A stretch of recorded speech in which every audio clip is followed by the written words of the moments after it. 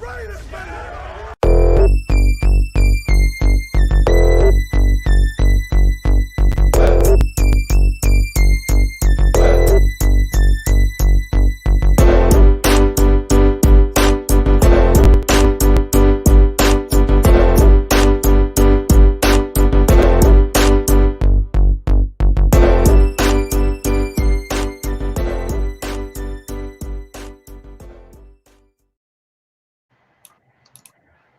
What's up, Raider Nation? I'm Hardcore Raider. This is the Hardcore Raider Nation podcast. Not because my name's Hardcore Raider, but this is for all the diehard fans who bleed silver and black, all the Hardcore Raider fans.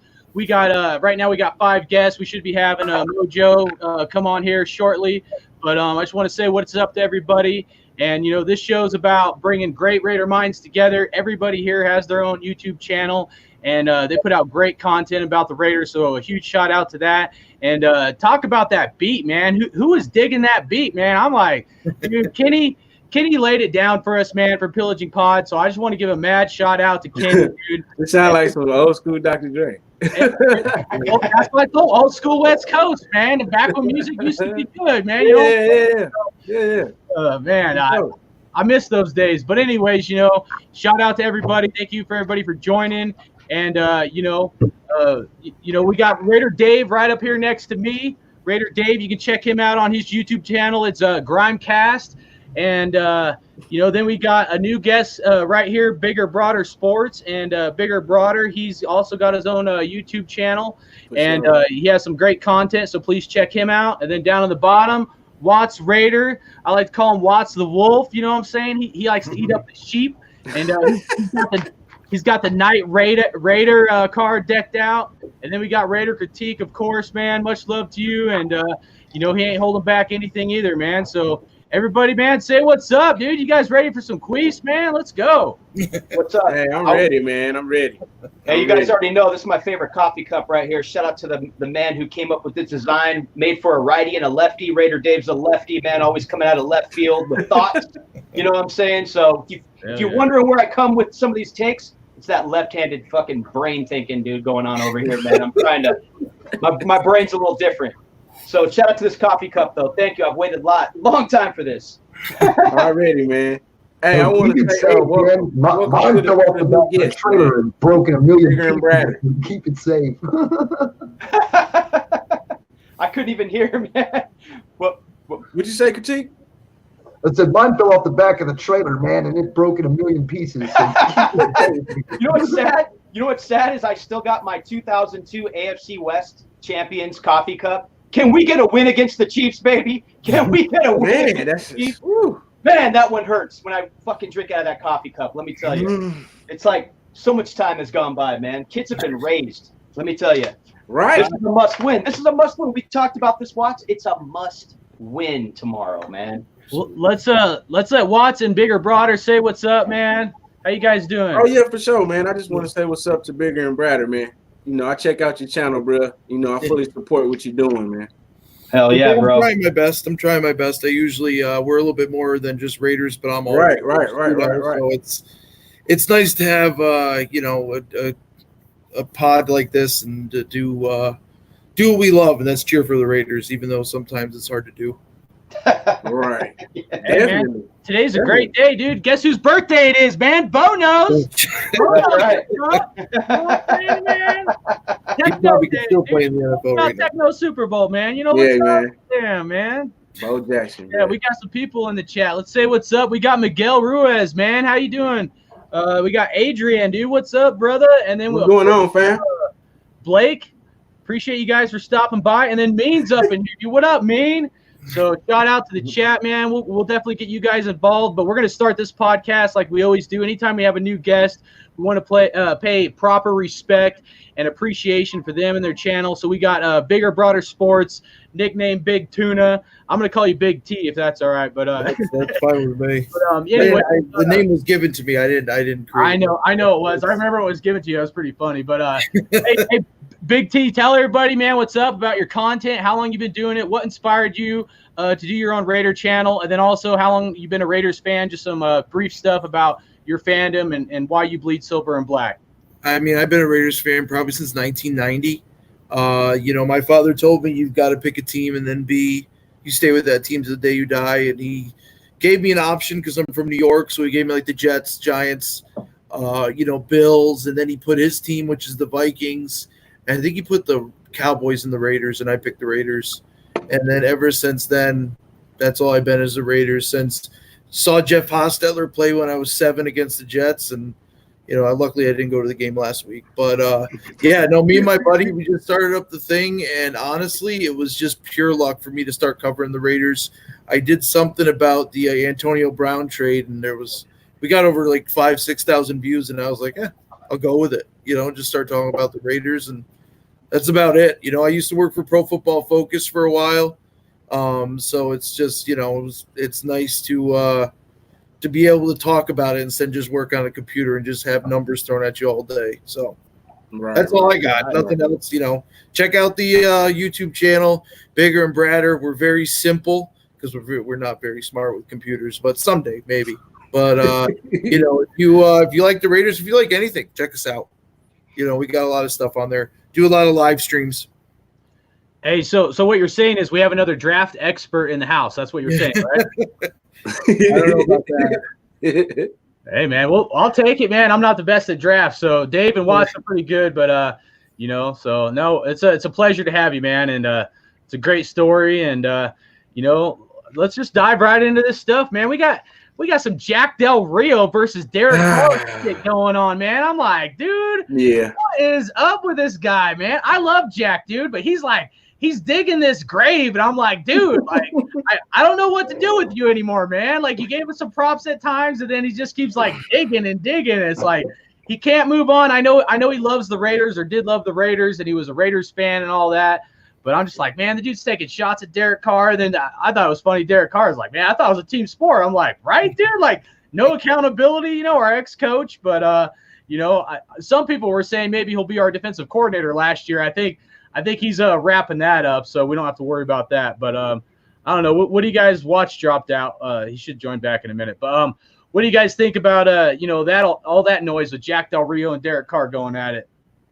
As far as my opinion, I'll set it off. I think Jack Del Rio has every right to express his opinion on fact, man. I think it's fact that Derek Carr needs to get the damn job done in KC.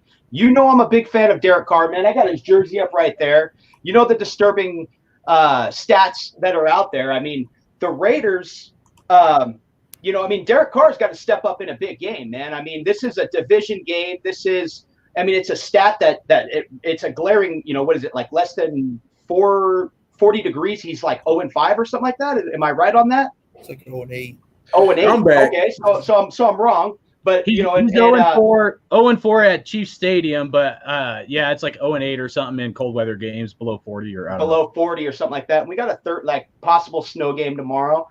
You got a heavy run game that could support Derek Carr.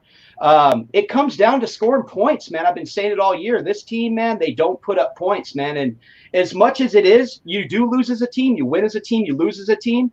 But I really think at some point you got to hit that elite level and you got to take over a game and you got to put up points in this league, man.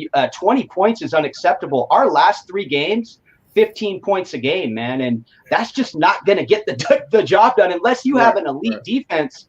And as far as the Raider defense goes, I think the Raider defense has stepped up and won us a few games. I said that last week. I think I credit them for about 4 games, man. They got the turnovers. I agree. Jack Del Rio's on a platform just like the rest of us, man. He has a professional background. I think the media kind of, once again, I've said that last week, I think the media kind of drives a little bit of this stuff up and makes a story out of it. But once again, I think it was a fair take. I mean, that was just my personal take. I'm okay with people taking shots. If we're winning games, a different story. But if we're losing games, they're going to take shots at us, man. And you get blown out 34-3. That's part of the haymaking result right there. So. Yep. Anybody else got something to say on Jack Del Rio versus Derek Carr? If you're the highest paid player on the team, you have to take the criticism. And Derek Carr handled it well, but even when the Raiders were good in 2016, the game, it was a Thursday night game in Arrowhead, he was horrible. And it's just, that's not going to work. It's not going to work. And I mean, you can't have a quarterback for each different, weather and all that stuff. It's just something where he's a Fresno boy. He's from, Chico and played at Fresno State and all that. And you could see when in college, when he played in cold weather things, he was horrible, even against teams that he was a lot better than, So it's just something where I don't like the excuse of the weather thing, but to a certain extent, I like the way Del Rio kind of called him out on it. Because it's true. I mean, it just seems like he's not there. Like it's just not the same player, and it's just, I don't know. When you get paid as much as he does, it's just you have to play well everywhere. Doesn't matter where you are, you have to play good. And for him to not show up because it's somewhat cold and he's not used to it is just ridiculous. Right. It's any given Sunday, it's any day, and I'm terrified that it's going to snow tomorrow. I'm going into this one confident, just so you know. I get my feelings hurt real early in the game these days, man. Well, I mean, if you remember that game, I get a little excited. They said like Amari Cooper, that long ball he threw to Amari Cooper, like they couldn't, yeah. And it's just like Derek Carr just couldn't throw it to him. He was wide open. But the thing is, you can't have those types of miscommunication errors. What did it get hit the camera? Was it a timing issue? What was it? What was that on that third game? Well, we're gonna have gloves on. The 5 C's. Without Renfro too is going to be tough because he's Mr. Dependable on the even though he wasn't that good last week, but then he got the shit kicked out of him, so it was more or less he was hurting a little bit, but still, it's got to be a lot of pounding 28 and throwing to 83. That's it. I think it's the only way they win. Yeah, I mean, we just got to get everybody involved, pretty much, man. We got to throw everybody we can at them, at their defense, because I think, they pretty much like last at the bottom versus the run. So if we can get the ball to the running backs too on short passes, I think we can beat them. I think we can beat the defense and kind of keep that clock running. We need to run the clock out on them as much as possible. The less clock, that's the less time Mahomes got to be on the field. The Chiefs are at the bottom at home and allowing points and allowing rushing yards. At home, they're 31st out of 32, and they're 25th in the league allowing points at home. I think in the last 3 games at home, too, they've given up like 150-something yards rushing a game or something like that. Yeah. Yep. They've been consistent giving up. They're the second worst in amount of time staying on the field. So it's just something where they need to just make it very long drives. Right. Quiet that crowd. Do something to quiet that crowd down. And that's where Derek Carr comes in. That's where Derek Carr converting third downs, executing in the red zone. This is where you completely take the crowd out of the game, man. And Derek Carr gets a little bit more respect from the media if he can pull that off.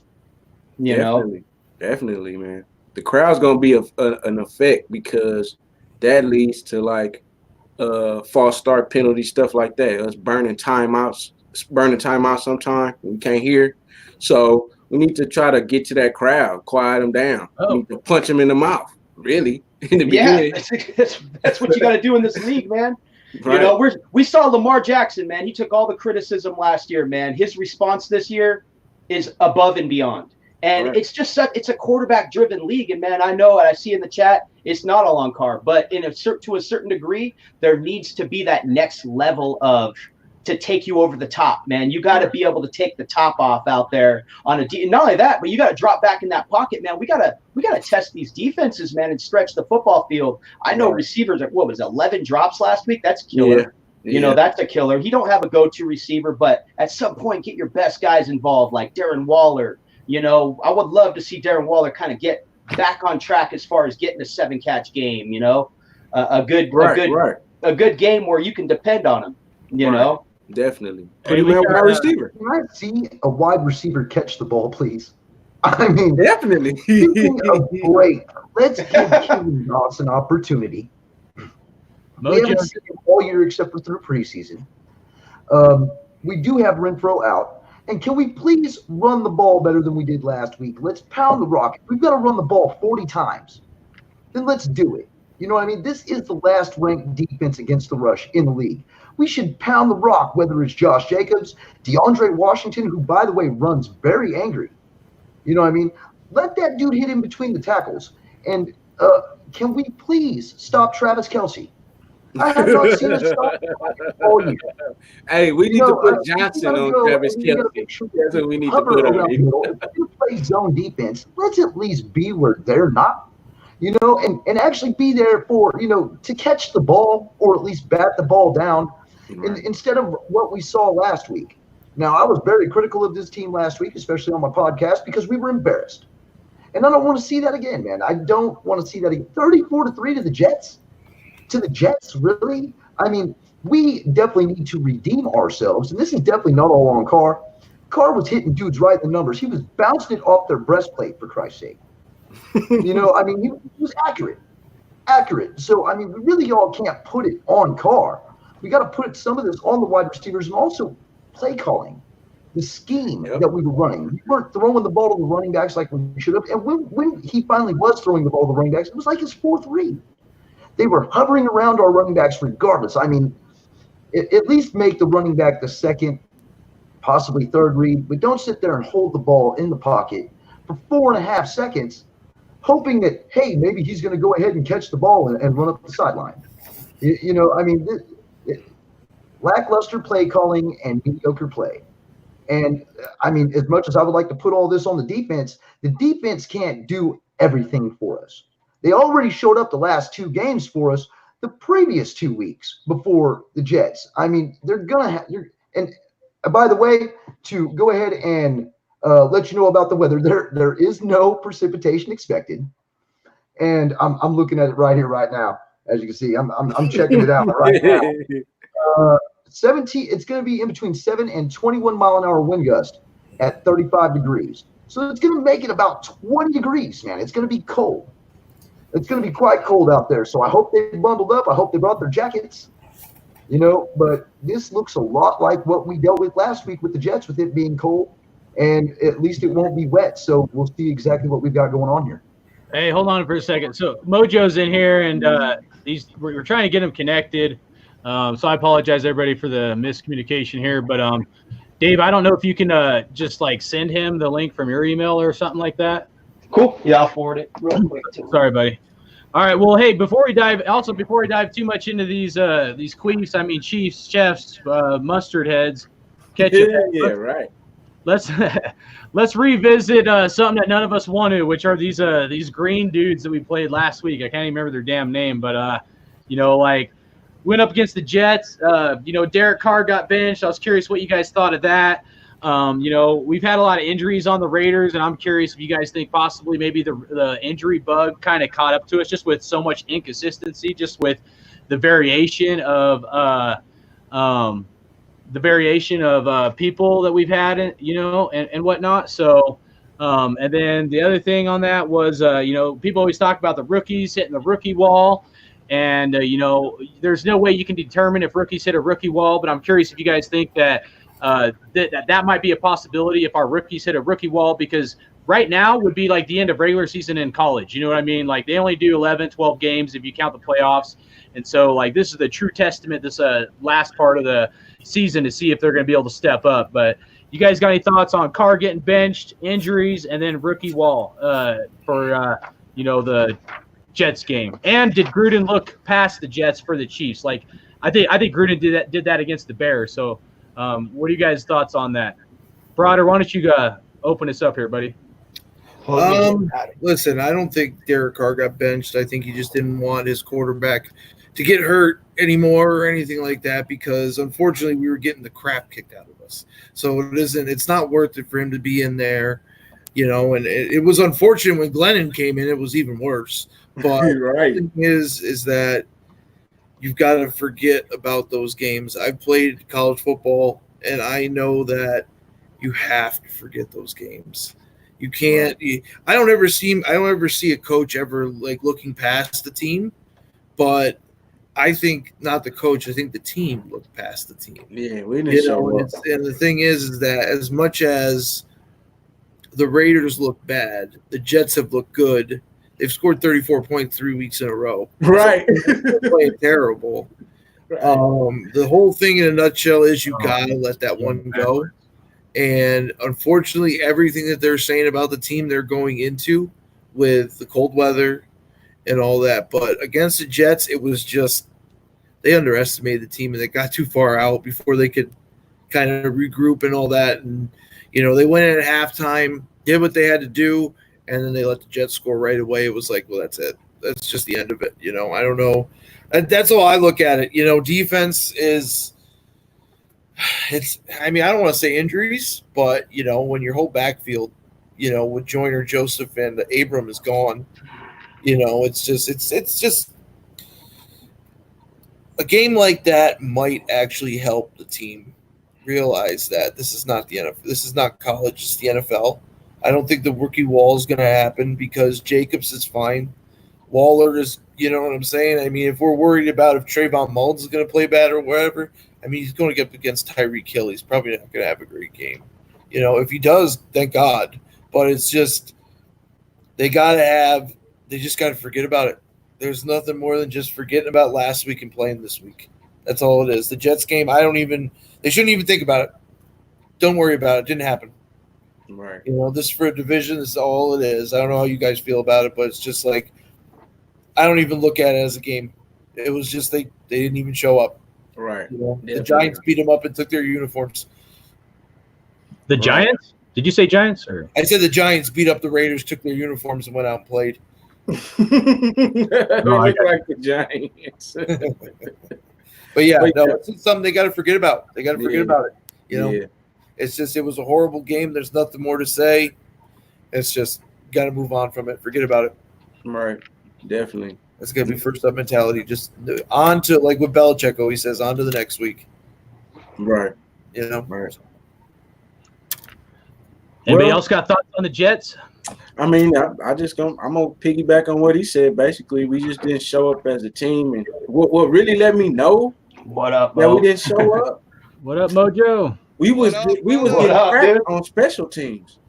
Every time we got the ball, like from a kickoff on special teams, they was cracking us every time. I'm like, man, we're not even blocking. I say, man, they didn't want it was just down to that, and I just felt like then we missed a little field goal at the beginning. Then we got the call, that boo-boo call from the refs. Yeah. And they scored, and I was just like, man, the line wasn't moving in the beginning of the game. Jacob was slipping, and we was dropping the ball. It was just everything was happening, just everything. So that offensive line looked terrible. Yeah, and they're usually not terrible. Even if we play terrible, they look fine. And for them not to look good either, it just was like, yeah, we got to forget about this game. Yeah, we got MoJo who popped up. What's up, MoJo? What's going on, MoJo? What's going on, MoJo? I'm all right, man. What's up, fellas? We had to be here, man. We had some wrong digits for the email, I think, but it's all good, man. All good. Yeah. I'm glad I missed the Jets combo, man. Hell yeah, perfect timing, man. Hey, I think the Raiders did too, man. I think they did too, bro. You know what I'm saying? Right. Hey, let's give some proper respect about MoJo. About I know you have your own channel. I know you're a dedicated Murph's Fan Cave, Raiders Fan Radio listener. I know you had MoJo Raider previously, and now you have your own PODSHOW. So just tell everybody about your show, where to find you, and how long you've been a Raiders fan, and what kind of inspired you to be doing your own Raider content. Yeah, man, I appreciate the opportunity. So, I got inspired by just listening to Raiders Fan Radio, man. My kids actually got me started doing that. Man, what a great show, right? Those guys just make you feel like you're part of the family. I got the opportunity to meet them a couple times. My boy Aaron, Q-Dog, man, and Big Raider Trucker. We've been going to games together for a couple years. Love it. So I dipped into the show thing. Actually, man, I just walked into the bedroom one time and saw that the wife had the whole setup, man. So I was like, hey, right? Let me shoot a video of me talking shit about the Raiders, man. And next thing you know, I got some urging from Murph and those guys, and shit, man, I posted a couple videos. So, I'm not trying to do anything to make money, man. I like to BS about my team, man. I've been a Raiders fan back since the Bo Jackson days. You could tell by my Boston accent. That's what I'm talking about. Nice. It's his birthday, man. It's his birthday today, bro. Yeah, that's right. Today's his birthday, man. Yeah. Greatest American athlete, man. I think the only dude closer to him, and he may be better, But you guys ever heard of Jim Thorpe? Oh yeah. Yeah. Hell yeah, dude.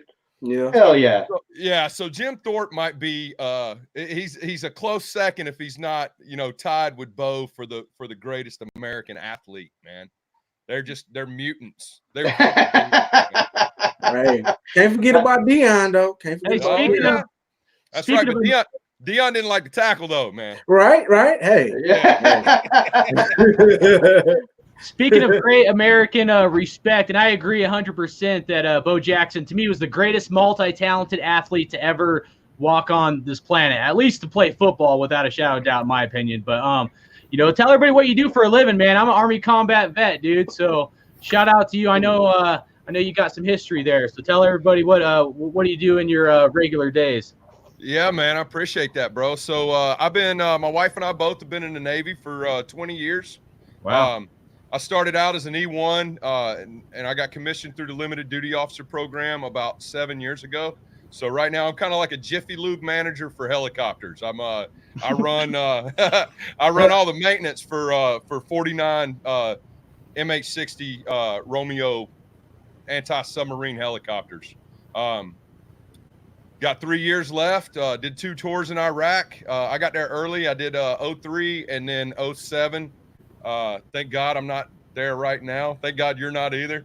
Yeah. That was hard times, right? Yeah. Oh, man. People don't have a clue, man. Not even a clue. Yeah, but it's okay, man. We do it. It's a pleasure to serve, and the pay's extra, man. So I'm very proud of my time over there. I'm very proud of my 20 years of service. I don't want my kids doing it, Straight up. But I'm proud of it, man. So I appreciate that. Hey, man, there's nothing like wondering if that's going to be your last day every day you wake up, you know what I'm saying? So it's a unique feeling, You thrive off that adrenaline and that anxiety, but I just want to say thank you for your service, brother, man, and not just that, but thank you for your sacrifice, because it truly is a sacrifice. And I know my brother did 9 years, a lot more than I did, but anybody that makes that sacrifice and that commitment that you guys do, man, tip my hat to you for sure. So yeah, man. Well, I really appreciate that. It doesn't seem like much to us, I've been doing it for so long. It's a 9 to 5, man. But yeah, I get it, and I really appreciate the respect, man. Thank you so much. Absolutely, man. All right. Well, we were talking about the Jets. I know I kind of maybe cut off Critique. Critique, did you have anything else you want to say on the Jets? And then Mojo, did you want to say anything on the Jets before we move on to these Queefinators? I got nothing to say about that piss poor. Okay. Yeah, there is nothing to say. I mean, I'm not gonna say it. We stunk. I already said all I got to say about the Jets, man. I mean, I think flat That is was the best. embarrassing. They came out flat. They had nothing to offer that day, man. And to start the game 3-0 and build nothing off of that, there's no excuse. There's no excuse. What is there to say? Wait, it was 13-3 in the third quarter. But yeah, man. The Chiefs were going to get lit up. And I don't feel like getting lit up like a Christmas tree. I know it's next to Christmas season, but if we play like that against the Chiefs, man, we might as well just go ahead and hang it up. Yeah. And just don't even show up. Let's just start our second string if that's how it's going to be. Don't risk the injuries. Right, man. We'll see. Right on. Well, as we transition into some deep topics here in the Chiefs game, there's a lot of things I want to cover, some records and different things like that. Let's give a quick shout out to the chat if you guys don't mind. We got Doug up in here. He was saying something about name a receiver on our team now that could take a top off a defense and even make a catch. I agree with that. Still even. No argument there. Yeah. Who else we got? Adrian, he said we need to play aggressively, smart defense, no stupid penalties, and no chunk yard plays. I agree. I'll get into some chunk yard plays in my take here in a minute. And then who else? Jake up in here. He's calling 24-21 Raiders. You already know. Miguel, he said this first time we've been playing for something in November in a long time. Yeah, that's right. Definitely. I'm calling it the game of the decade. I mean, you know what I mean? And you know what gets me? Does anybody know where KC Masterpiece barbecue sauce is made? Anybody? I'm guessing Oregon. Oakland. I'm gonna make New a York guess. City. I'm gonna say Oregon. Dude, Oakland, dude. Unless they change. Oh, yeah, I was the close. like, I was close. man. They're always talking about KC and all this stuff. I'm like, man, you guys are still riding on our coattails. So that's all I got to say. But you know, I'm all about Miguel- Famous Dave's barbecue sauce, baby. Put that on your chicken. You know it, man. Famous Dave's on chicken's the shit. I like the Devil barbecue spit, sauce, but the only thing I don't like about it is it has the name Dave in it. Yeah, well, hey, Dave. I think Dave might be from KC. I think that place might be out of KC, man. But You got to brand yourself. oh my God, if you put barbecue sauce on chicken, put that devil spit on it, man. Oh, Mo, you know those Modelos, they water good, man, when you're drowning those things, man. Heck yeah. Famous Dave's, man, on the chicken's the legit, man. But we're doing tri-tip tomorrow, man. It's KC Day. 1 o'clock game. 1 o'clock game, man. So perfect timing for tomorrow, man. Hey, Miguel had a good take. That's actually a good point. By the way, I completely forgot. Happy late Thanksgiving to everybody. I hope you guys had a good time with your family. Sure. Happy Thanksgiving. And I thought my belly was going to explode, but so hopefully you guys got a full tummy with all your family and stuff. But you know, at my house, you know, my wife's family is a lot of Bronco fans. We had a Patriot fan at my house, dude. So it's rough, but luckily the Broncos are doing really terrible. So like they don't have much ammunition to come at me. So that's the first in a long time because usually I get pretty pissed off when you know, I'm getting beat up or whatever. But no, for the most part they're pretty respectful. But there's been some times more like friends of friends that give it to me. But we had a Patriots fan up in here. It was pretty funny. I was talking to this guy and he was talking about the Patriots and certain things, and I was just asking him like, take off your fan hat. Like, do you feel the refs favor Tom Brady and the Patriots? And like, of all times, he actually admitted, yes, they favor the Patriots. And like, you know, Patriot fans will never admit that though. And I'm like, dude, I gotta give this guy some respect. And then we got into a little arguing a little bit later, but a game was on, a bad call was on, and he's like, well, just let him play. I'm like, well, you're the guy that's on the refs favor. Of course you're going to be siding with, you know, them. I'm like, you're not on the ass end of the deal like us, man, like Raider fans are. But it was funny. We got into a little bit, but point is Miguel Ruiz was in here, and he said KC's overlooking us because they're going up against the Patriots, and that could be, you know, that very well could be. You know, we're gonna dive into this Chiefs game right now. But speaking of that, that's a good transition. Andy Reid is 17-3 coming off a bye. I will repeat, 17-3 coming off a bye. So he's usually very well prepared and prepped, whether he was, you know, with the Chiefs, obviously, or even when he was with the Eagles. So what do you guys think about that?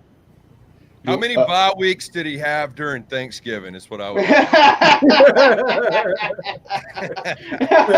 Does he saw the turkey leg? Hey, I got one. Does he saw the turkey leg off with his hand like the great John Madden? Can Andy Reid do that shit? That's all.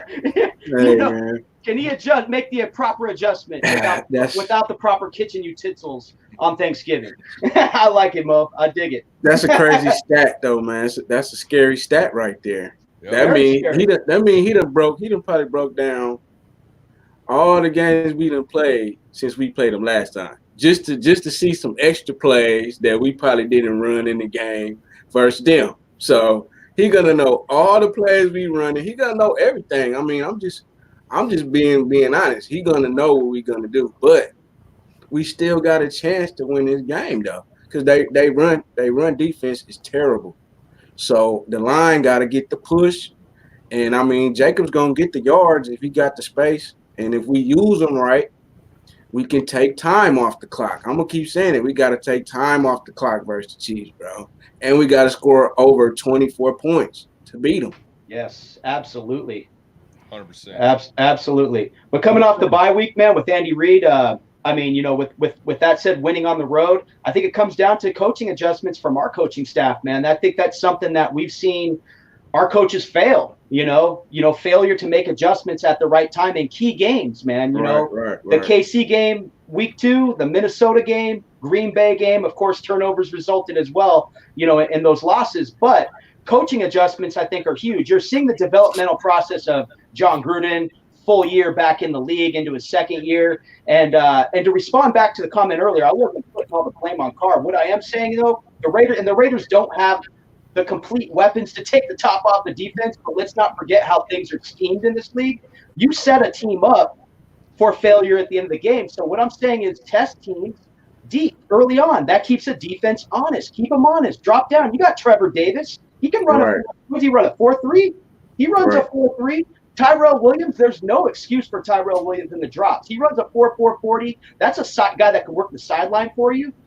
So there is a way to stretch the football field in this offense, whether we think we don't have the personnel as of right now, we don't have the elite receiver, but there is still a way to get the key adjustments in the league via setup by the run. You know, the Raiders are a run-first team. Set it up with the run and get those play-action passes going.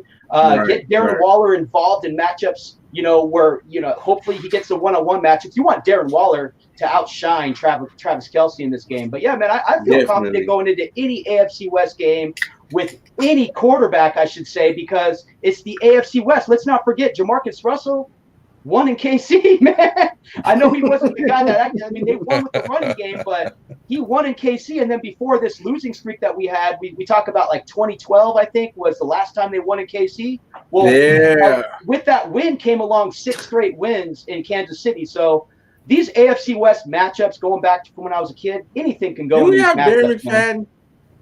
Yeah, we had Derek McFadden. I think he ran for like 130 yards. I think Justin Vargas got some carries. Justin Vargas, right. Vargas. There you go. They pounded the rock big time, man. They pounded the rock in that win. But Jamarcus Russell was the winning quarterback. And, you know, and like I said, I just want to be very clear. I'm not critical of Carr. I've been a Carr supporter since day one.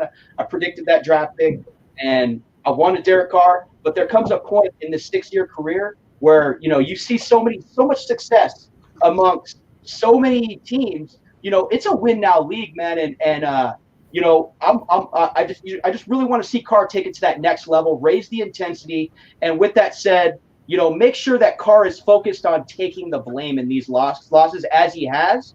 But I'm just saying, with the Del Rio comment where he's like, yeah, we lose as a team. I thought it was we lose as a team. And that's the reality of it. But the bigger picture is you're a quarterback in this league. You got to get the team over the top, man, because this is a win now league. Lawrence Taylor, I always said it best. NFL is not for long. NFL stands for not for long. You know? Right. What year was it when Carson Palmer beat the Chiefs on Christmas Eve? Ooh, was that with the Darius Moore? 2012 or that was 2013. Yeah, probably 2013. 2013. Last time the Raiders beat the Chiefs at Arrowhead Stadium was October 28, 2012. Yeah. Okay. And then Gruden beat them once at Kansas City, and I think it was 2000. Right. I remember Gruden got that 99 win when they kicked that field goal, man. I was at work. I had a pager back then, man. I had my wife paging me the score, then you have to flip your pager upside down. Right. Right. Work was looking at me crazy like, you know, like, well, you're that into the game. I'm like, yeah, you guys can't schedule me on Sundays, man. That ain't gonna work. Back in the day, man. Pager. Wait. It's full snow, right? It's full snow on the field, all that. It's snow everywhere right now? I think so. Yeah, I think it's nasty. Let me check that. Well, just so you guys know, I want to give a couple stats real quick, or like just us versus Chiefs all time, things like that. So, Dave, you are correct. We went to Kansas City in 2000, and I don't know where. Did we play them in the playoffs or something? No, we didn't. I wish. No, I wish. Oh, okay. But anyways, yeah, we beat them twice there. So, and I looked it up because when we played them, you know, earlier in the season, I was curious if like Gruden had a problem beating Andy Reid, like, you know, head coach versus head coach. And I think it's 4-4 now. I want to say, I'm going off of memory, so I could be wrong. But before we played him at the beginning of the season, Gruden still had a game or two on him. So Gruden has been able to be successful. However, when Gruden's been more successful against Andy Reid, that was when he had good defenses, you know. So, like, you know, there was a couple or like a year or two, the Raiders had a really good defense, and Gruden beat Andy Reid when Andy Reid was with the Eagles. And then also when Gruden was with Tampa Bay, he beat Andy Reid with a really good defense. But, you know, our power rankings dropped about, I don't know, it was like between 3 and 4 points, between 13 and 17, depending on your source, because of that loss, you know, and obviously we're clawing our way for a playoff spot right now.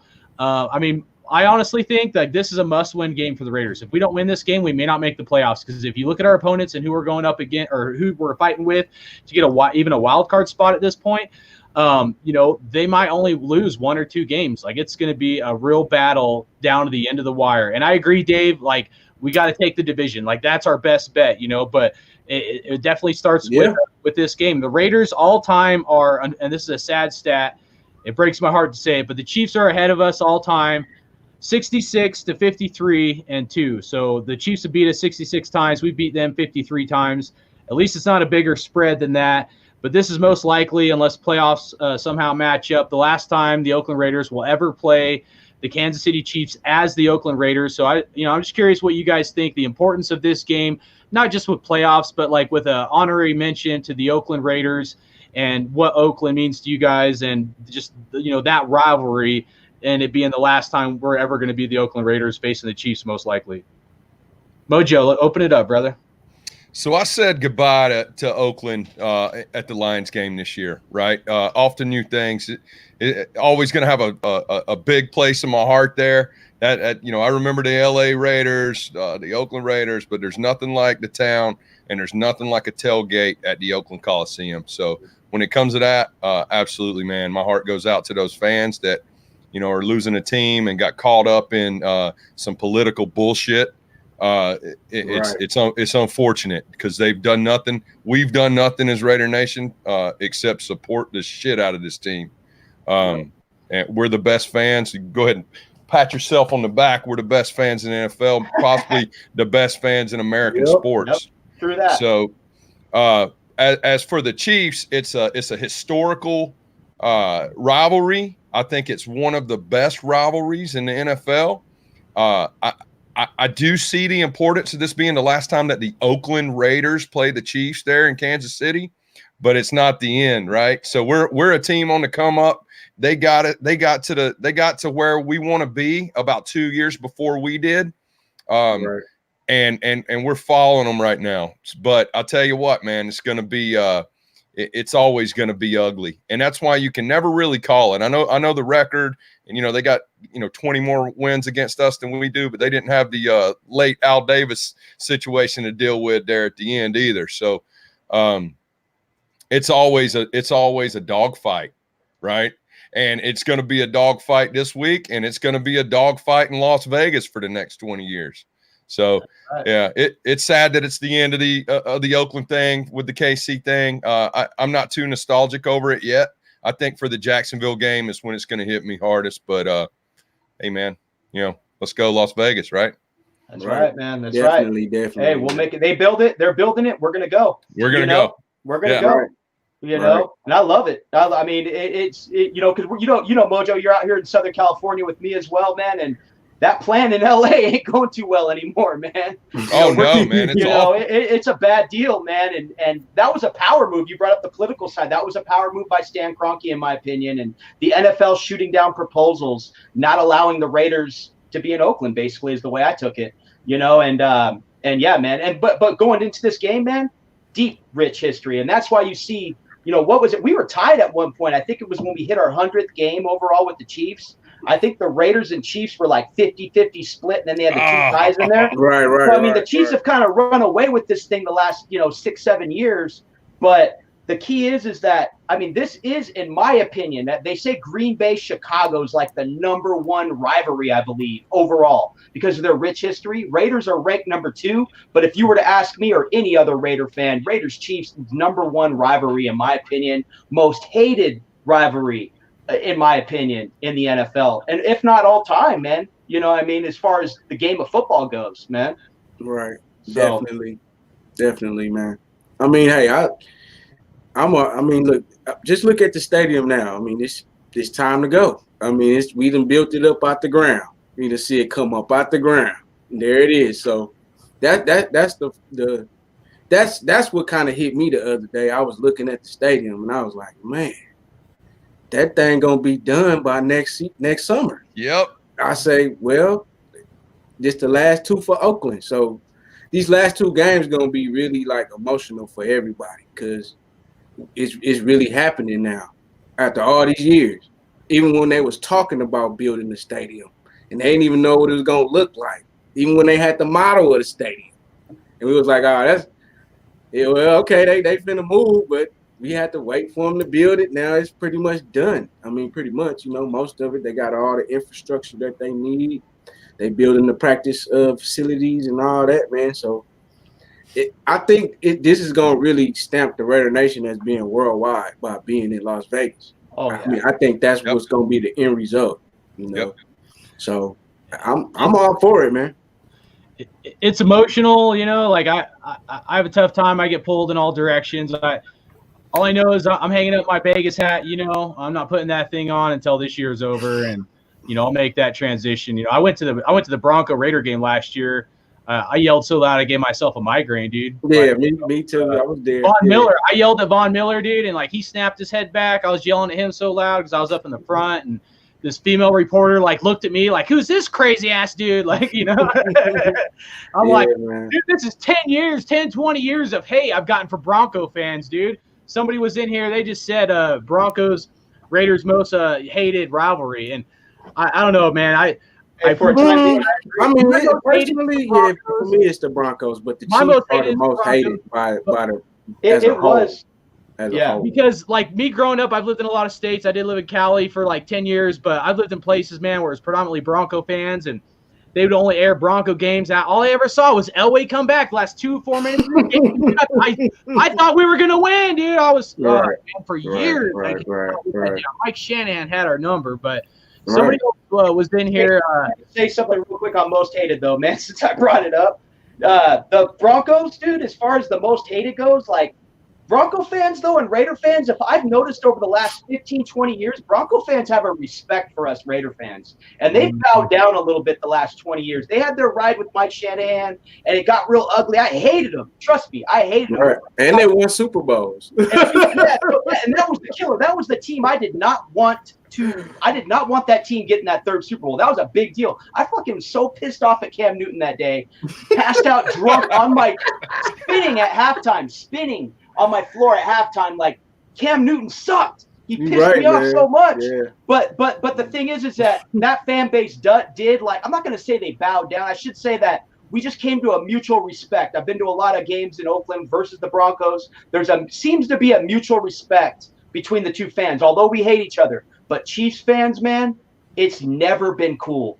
For me, it's never been. I can't think of a cool Chiefs fan off the top of my head. I'll just put it at that. I don't have. That's just my personal opinion. You guys, I think they can differ on that. No. You guys need to I've got Niner fans that's my friends, my childhood friends and stuff. I mean, I don't have one. I don't have one Chiefs fan. Well, see, and my brother-in-law is a Broncos fan. And my homeboy back when he was in the military, he's a Chiefs fan. He's actually a really cool dude to hang out with. Not really bad, but I'll tell you this: fuck a San Diego Charger fan. Oh man, I don't give a fuck. Them powder blues, dude. Oh man, I will wipe my ass with those powder blues, baby. They don't exist anymore out here. right on that jersey, buddy. Right. I have not met a Charger fan that I like, and my brother was a Charger fan. I couldn't stand him. I mean, literally, they say blood thicker than water. No, baby. Silver and black is thicker than powder blues. And I mean, that's just the bottom line, dude. I have never met a Charger fan that I liked. They don't exist. Rivalry. Yeah, they're gone. They don't exist. They're on the bottom. See, there's a reason why they were on the bottom. You see what I mean? Right. Hey, they caught all of our dookie. That's basically how I felt about it. And when they moved to LA, it just went to show right off the bat. Oh yeah, perpetrators. They can't even get 5 fans to show up. So I mean, literally, like it was a bad power move. And I mean, let's go back to these queefs. All right. Hey, let me throw something in there real quick. Let me ask you something though, Raider Critique. Did you guys ever see the YouTube video of the Charger fan doing the rap for him not to leave San Diego? I think I probably saw that. Bro, that is pure gold. I'm gonna send it to every one of you Hell guys. yeah. Man, this dude got like a luchador mask Didn't on, he have man. on a junior stay out jersey or something? Yeah, he had like a junior sale. He's hanging out down by the pier, man. He wrote this shit on a napkin. This dude's like, these are our boats and we don't want them to leave. I did run across that. Yo. I did run across that. Man. Sorry, I had to throw that out there, man. I had to Oh, throw that. man, the Chargers, man. Well, I did want to say something about the Powder Blues. That one of the biggest disgraces, in my opinion, is that they've rated the Powder Blues the best looking jersey in NFL. And it was years ago they did that on like NFL Network, and I'm like, dude, there's like we've been the same for how long? And like everybody loves silver and black. You know what I'm saying? The only way it looks good is with a shit stain on it. Yeah. And then it's better. Then it's got some characteristics on it. But hey, Blake was in here. He said we could be the best Raiders show on YouTube, and I just want to give a mad thanks to that. And then Jennifer agreed. But to anybody that comes here and you guys watch this, I want to let you guys know that this isn't about me. This is about bringing everybody in here. Anybody that comes in here on the show is a team, and it's about everybody together. It's about what it says behind me, One Nation, Raider Nation. It's about bringing that family together. It's about that unity. So I appreciate the compliment very much, but I just want to let you guys know that it's about everybody on this platform and whatnot. And so, Big T, I want to hear what you have to say about what this Chiefs game means to you, and just maybe the last time we're the Oakland Raiders, and your opinion on that. One problem is I'm from New York. I've never been to a game in Oakland, so it's kind of tough for me to – because I think I became a Raiders fan when they were still L.A. It means, you know what? Honestly and truly, it's like the only reason – I don't care when people move different places. Just the only thing I said is I'll be a Raiders fan.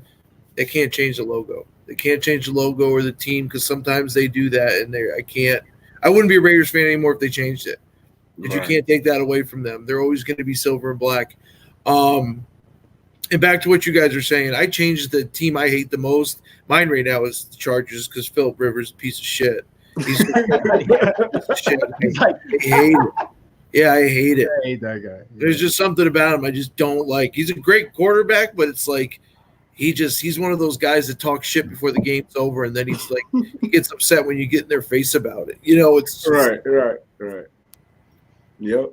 It would be, the one thing I will say that's kind of deja vu is that when John Gruden was the first time he came to the Raiders, when they turned that corner, was that game against the Chiefs when they finally beat him in overtime his second year playing or as the coach. So it's kind of like deja vu. He can turn the Raiders around by beating the Chiefs in Kansas City like he did last time when he won his first 10 year with the Raiders was.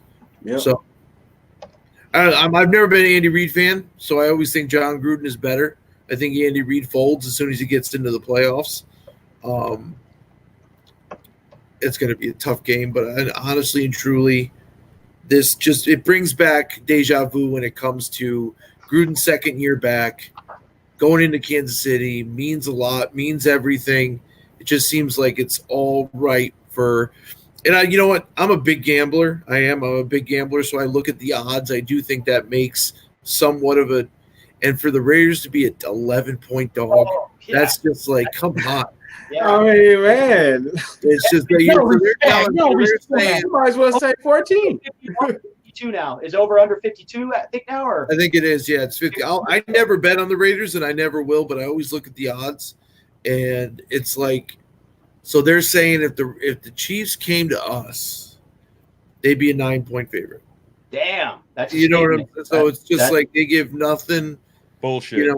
And I always, because like I said, I'm a big gambler, so I always do look at the Vegas stuff. The one thing that's good, though, is a lot of money's going into the Raiders from what people are saying. So I think maybe because it's the big point spread, because it's a rivalry game. It's always going to be closer. It's not going to be like it was in when did we play that? Week 2, where it was just that one good quarter by Mahomes or whatever. Right. And to finish with that is that Mahomes, there's something about him and that haircut I just don't like. Oh, man. Timothy Fogg here. I don't know. And the one thing that's good, though, is that his mobility has kind of gone down since he's been injured. So that's good.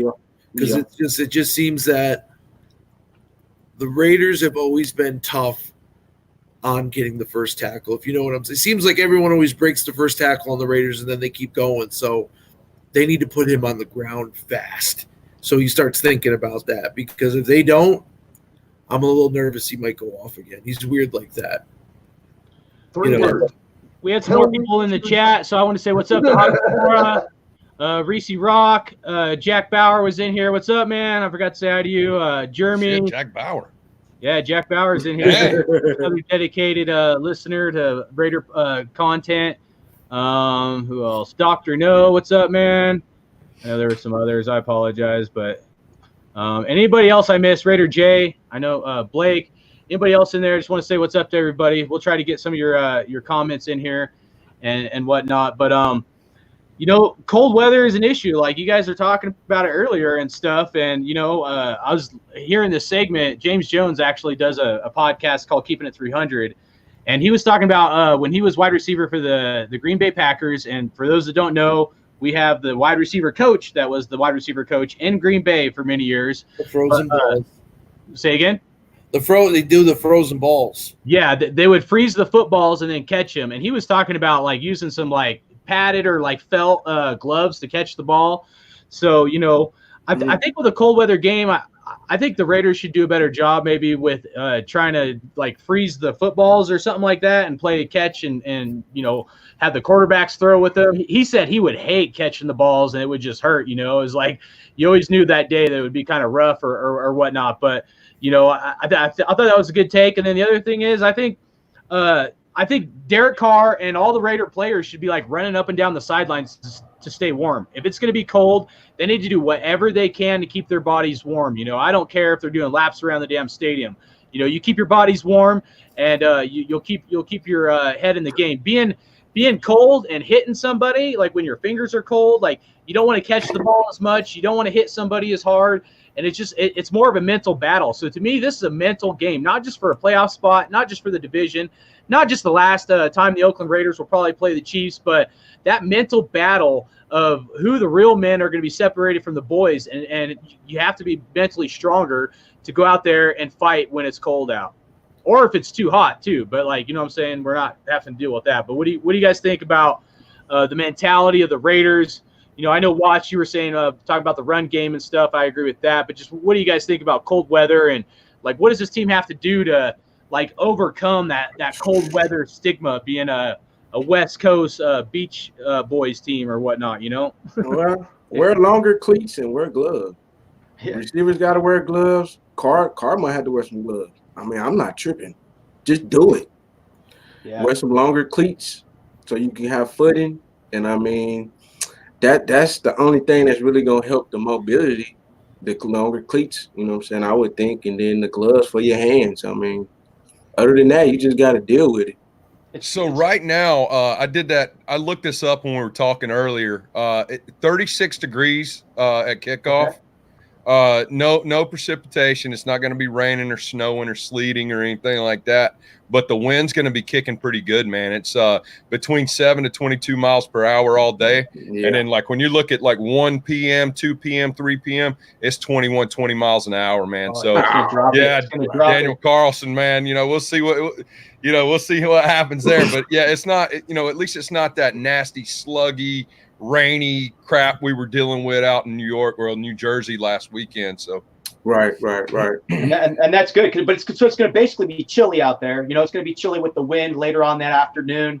Your hands are going to get numb. It's going to be cold. But as far as cold weather preparations, man, I always thought the craziest one that caught me off guard. I don't know if you guys remember when Brett Favre, his pregame ritual of jogging through Green Bay butt-ass naked, going to get a coffee. You jog through the fucking, go out. Imagine that, dude. Imagine how much pride and humility, how much humility is going down at that moment, dude. You're shriveled up like that big. Well, I was going to say, man, like imagine the dude that don't have to be worried about jogging in Green Bay naked, man. Yeah. Hey, I'm not that guy, man. I'm not that guy. I'm not doing it. Remember that story though with Brett Favre? They were talking about the cold, and he's going to get a coffee, bro, butt ass naked. Everybody in Green Bay's greeting him, and that motherfucker. Of course, the cameras, for it today's audience on the television, but you know damn well, because, you know, if we get in the cold-ass ocean over here, that shit'll shrivel you up. That fool's running shriveled up, you know, like a pinky, dog, like just running. But guess what? Brett Favre, no matter who the go-to receiver was or whatever, you know, Brett Favre got the job done in the cold weather.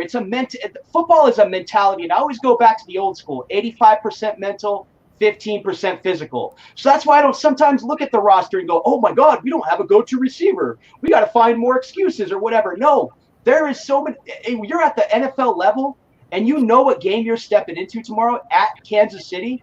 It's get the job done time. So cold weather preparations, I'm sure. I know Edgar Bennett, you know, the great running back that we watched out there at Green Bay, you know, he's the wide receivers coach. So maybe he, who knows what he has up his sleeve to, you know, get them ready for a cold weather game. I Wet ball, all that. Yep, yeah, whatever it takes though, man, because yeah, like I said, that Brett Favre story was crazy. And I was like, damn, that's how he got it done, huh? Wow.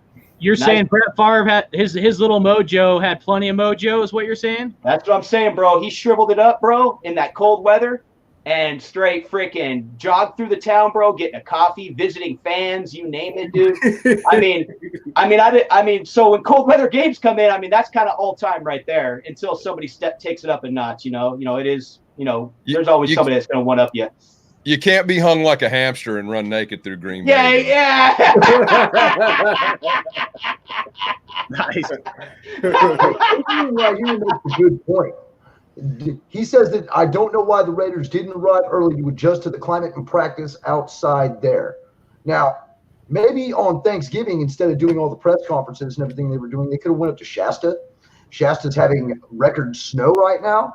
You know, that would have been actually a really good idea. I mean, it's not that far away. It's one thing about California. You got all different types of climate all the way up and down the state. You want to go to the desert, you can go to the desert. You want to go to the beach, you can go to the beach. You want to go to the mountains and see snow, you can go to the mountains and see snow. You know, maybe they should have went up to Yosemite, did something like that, found themselves a nice, good prairie out there and started throwing the football around because it gets nice and cold up there in Yosemite. You know, maybe that would have been a good idea to adjust to the weather that way. Because that shouldn't matter. It shouldn't matter. It's all mental. Like, just go play football. It doesn't matter if it's 2 degrees or 102 degrees. Just go play football. You know, the one thing that scares me the most is that at the Jets game, it was like, 45? And they were putting those big jackets on like Tyrell Williams, you know, and all that stuff. And that's not needed. Just go play football. Who cares if it's snowing and it's nasty? If it's a little cold, I mean, geez, we've won in cold weather before. It's all just the problem is that if they're cold before they go out there, they really aren't. They're not made to be a football player. That, in my opinion, you're gonna have to deal with the elements of everything. You know, I mean, I played college ball in New York, so it's different and I never thought about the weather. But you're acclimated. That's something you got to understand, dude. You ever been 115-degree heat? Oh, dude, yeah. Ask Mojo. I know he has. I'm sure some people in Cali, dude, have. You know what I'm saying? Like, go from, like, being somewhere where it's cold and then somewhere that's extreme hot, or vice versa. The bigger span of the temperature difference, it messes with your body, dude. Put on 80 pounds of gear. Put on a rucksack, a helmet, dude, and go marching, dude, in the sandbox in Iraq when it's 115-degree heat, dude. You're right, though. Your helmet will be so hot, you touch your helmet, and it burns your hand. I'm not exaggerating, dude. No, and that's not what I'm saying. You mentally, like, shut down. So, like, I understand your take and everybody's take about weather and stuff like that, dude, but it's more than just a mental thing, dude. Like, the body takes, like, you know, I moved to Colorado and stuff, dude. It took a while for my body to get used to it, dude. And I moved here in the dead of winter, and it was snowing and stuff, dude. It wasn't like, you know, I'm wearing board shorts, and next thing you know, I'm going in, you know, a foot of snow. No, dude, you're not just going to, like, automatically just be used to it, dude. It takes a couple months or at least a month for your body to acclimate. And football, obviously, you don't have that luxury. If you're living in the elements, no matter where you live, whether it's warm or cold, your body will physically adjust. Just like people, it's simple, dude. If you have a beard and it's cold, you're not as cold. You know, your face isn't as cold and stuff like that. You know, if you are a bigger guy, your body can withstand some of the temperatures a little bit better when it's really cold out. But when you're a California boy, man, and you're used to the beach, going to a cold place, dude, it's not just some, like, easy answer that they're just automatically going to be able to adjust to that climate, dude. We were in the tuck game, dude, and we got fucked in the tuck game, dude. Let's be honest, dude. And we got tucked in that game because of weather, and they switched it to a night game, dude. Any West Coast team and warm climate team is always going to struggle in areas where it's cold. I agree. They got to find a way to go out and win, but it's not just so easy as put on your gear and you go out and win. It's going to be deeper than that, and they better figure out a way to dig deep like that, or we won't win this game. They traveled yesterday. They got up there yesterday afternoon, so they got a little bit of time there to acclimate.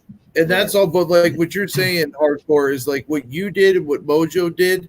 That's worth something. They're playing a game for $20-something million.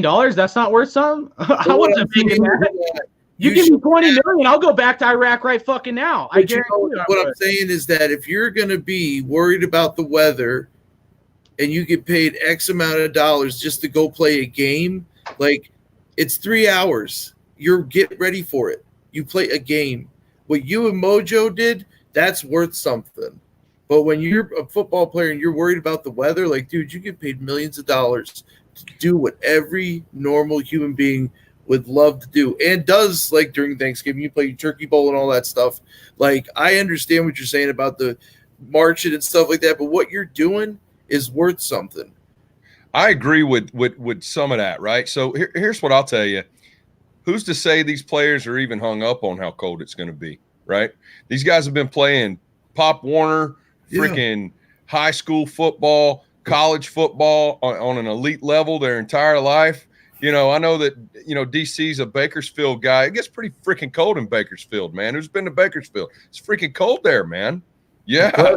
So this is, you know, I think this whole thing, you know, DC can't win in the cold, this, that, whatever. You know, it's a real stat. The numbers are there to back it up, but I really don't think it's that big of a deal, guys. I don't think it's that serious, man. It's just like I said, man. It's like imagine if you were in Derek Carr's position and you're making whatever to go play quarterback. Just be thankful for what you're doing because you're getting paid a ton of money for something that's really not important.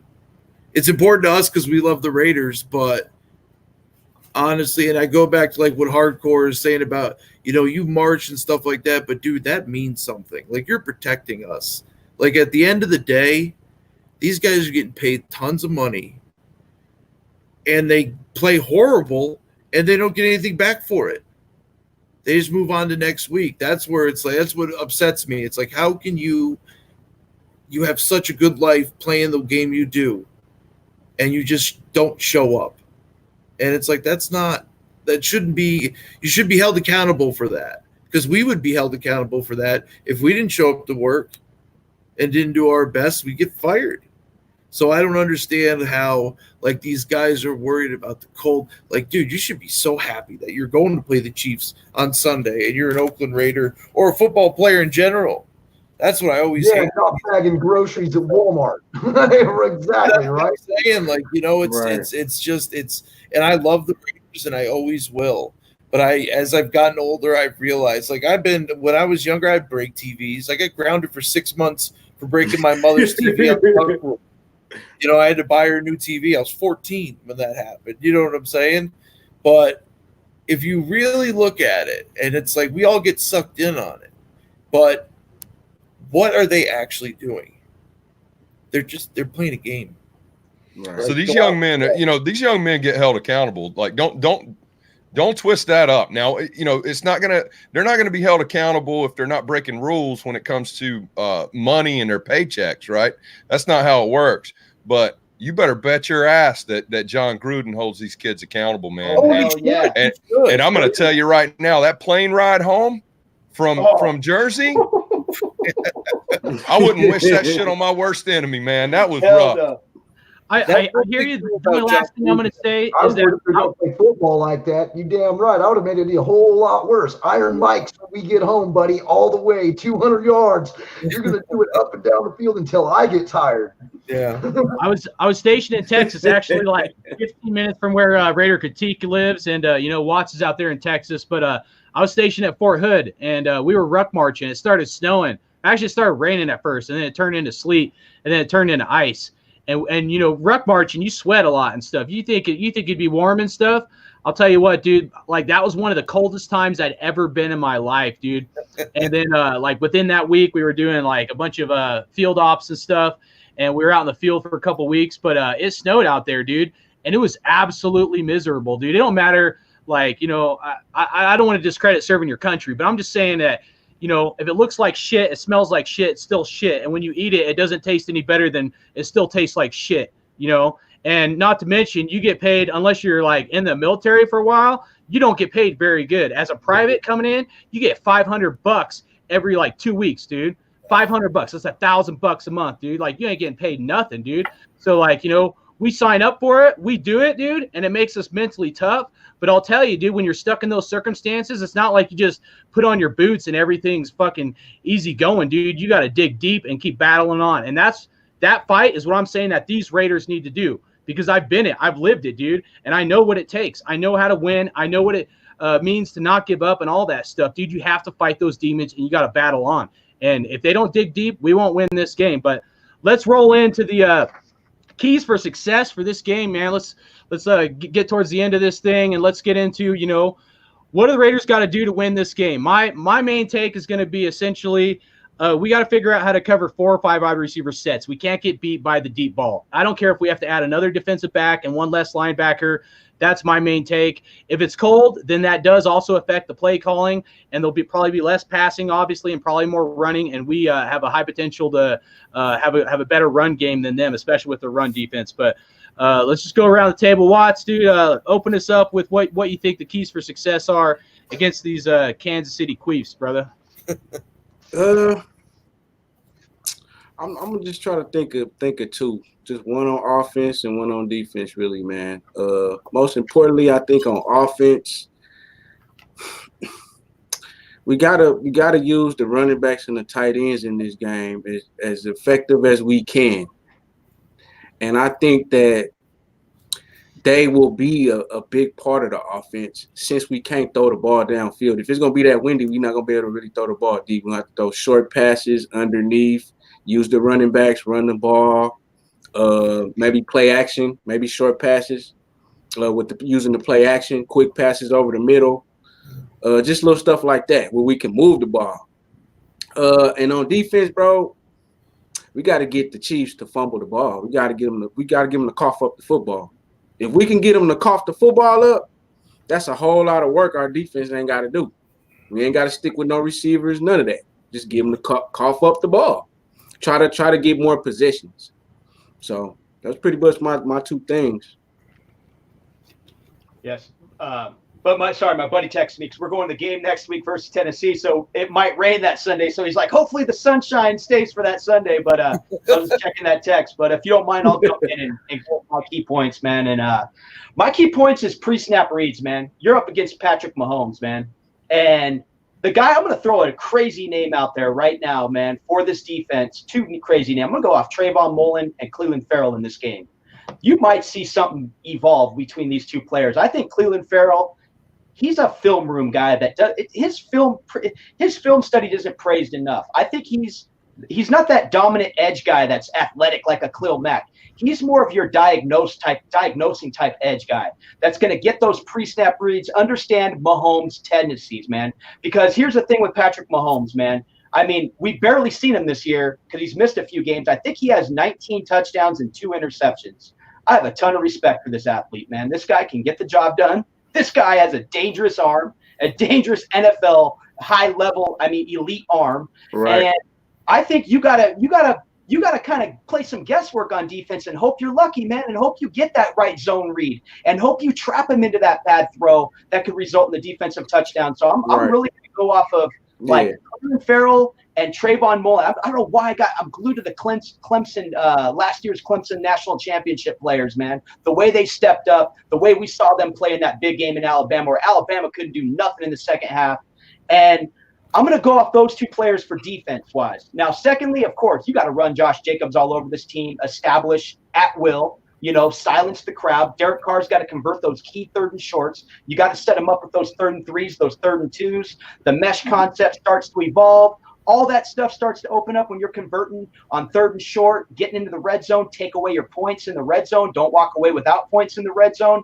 I think those are key points to victory. And yeah, man, and literally taking the crowd out of the game. Because if that crowd gets in the game late in the 4th quarter, early 3rd quarter, and momentum starts to flip, that's where a lot of pressure gets put on Derek Carr. And of course, we want to see Derek Carr rise in that situation, but you also want to set him up with a good point, moving forward. But, coaching adjustments are going to be the biggest factor, though, I think, in this game, man. Andy Reid's going to have the right game plan, but Andy Reid's also going to adjust at the right time. And I believe it's Spagnuolo is still the defensive coordinator over there in KC. That's a pretty good defensive coordinator. As bad as their rush defense is, that's a guy that can scheme against you, outthink you. These are the concerns of mine. But do I think this is a winnable game? Absolutely. You're one game back in the West. There should be no thought process of trying to lose this game. The thought process at this point on a Saturday evening is win this thing. That's the mentality, is win, walk away with a win in this thing. It's everything's within reach, in my opinion. So I'll let you guys run with it, man. But that's my take. Take the crowd out, get Jacobs going, and let's hope that our defense has some good pre-snap reads and understands some of Mahomes' tendencies out there to come tomorrow afternoon. Definitely. And then what you got, Big Tuna? Do you have any stats or anything else you want to say about the Chiefs game and keys for success? I don't think Damian Williams is not playing. He's out. Yeah, he's out. He's out.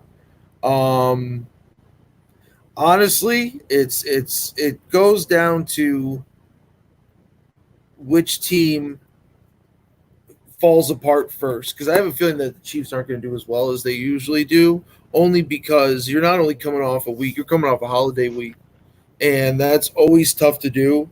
So I'm looking at Maurice Hurst, PJ Hall, to kind of get that pressure in the middle on him. And it's almost the sad thing to say is just limit what they can do, because they're so good on offense.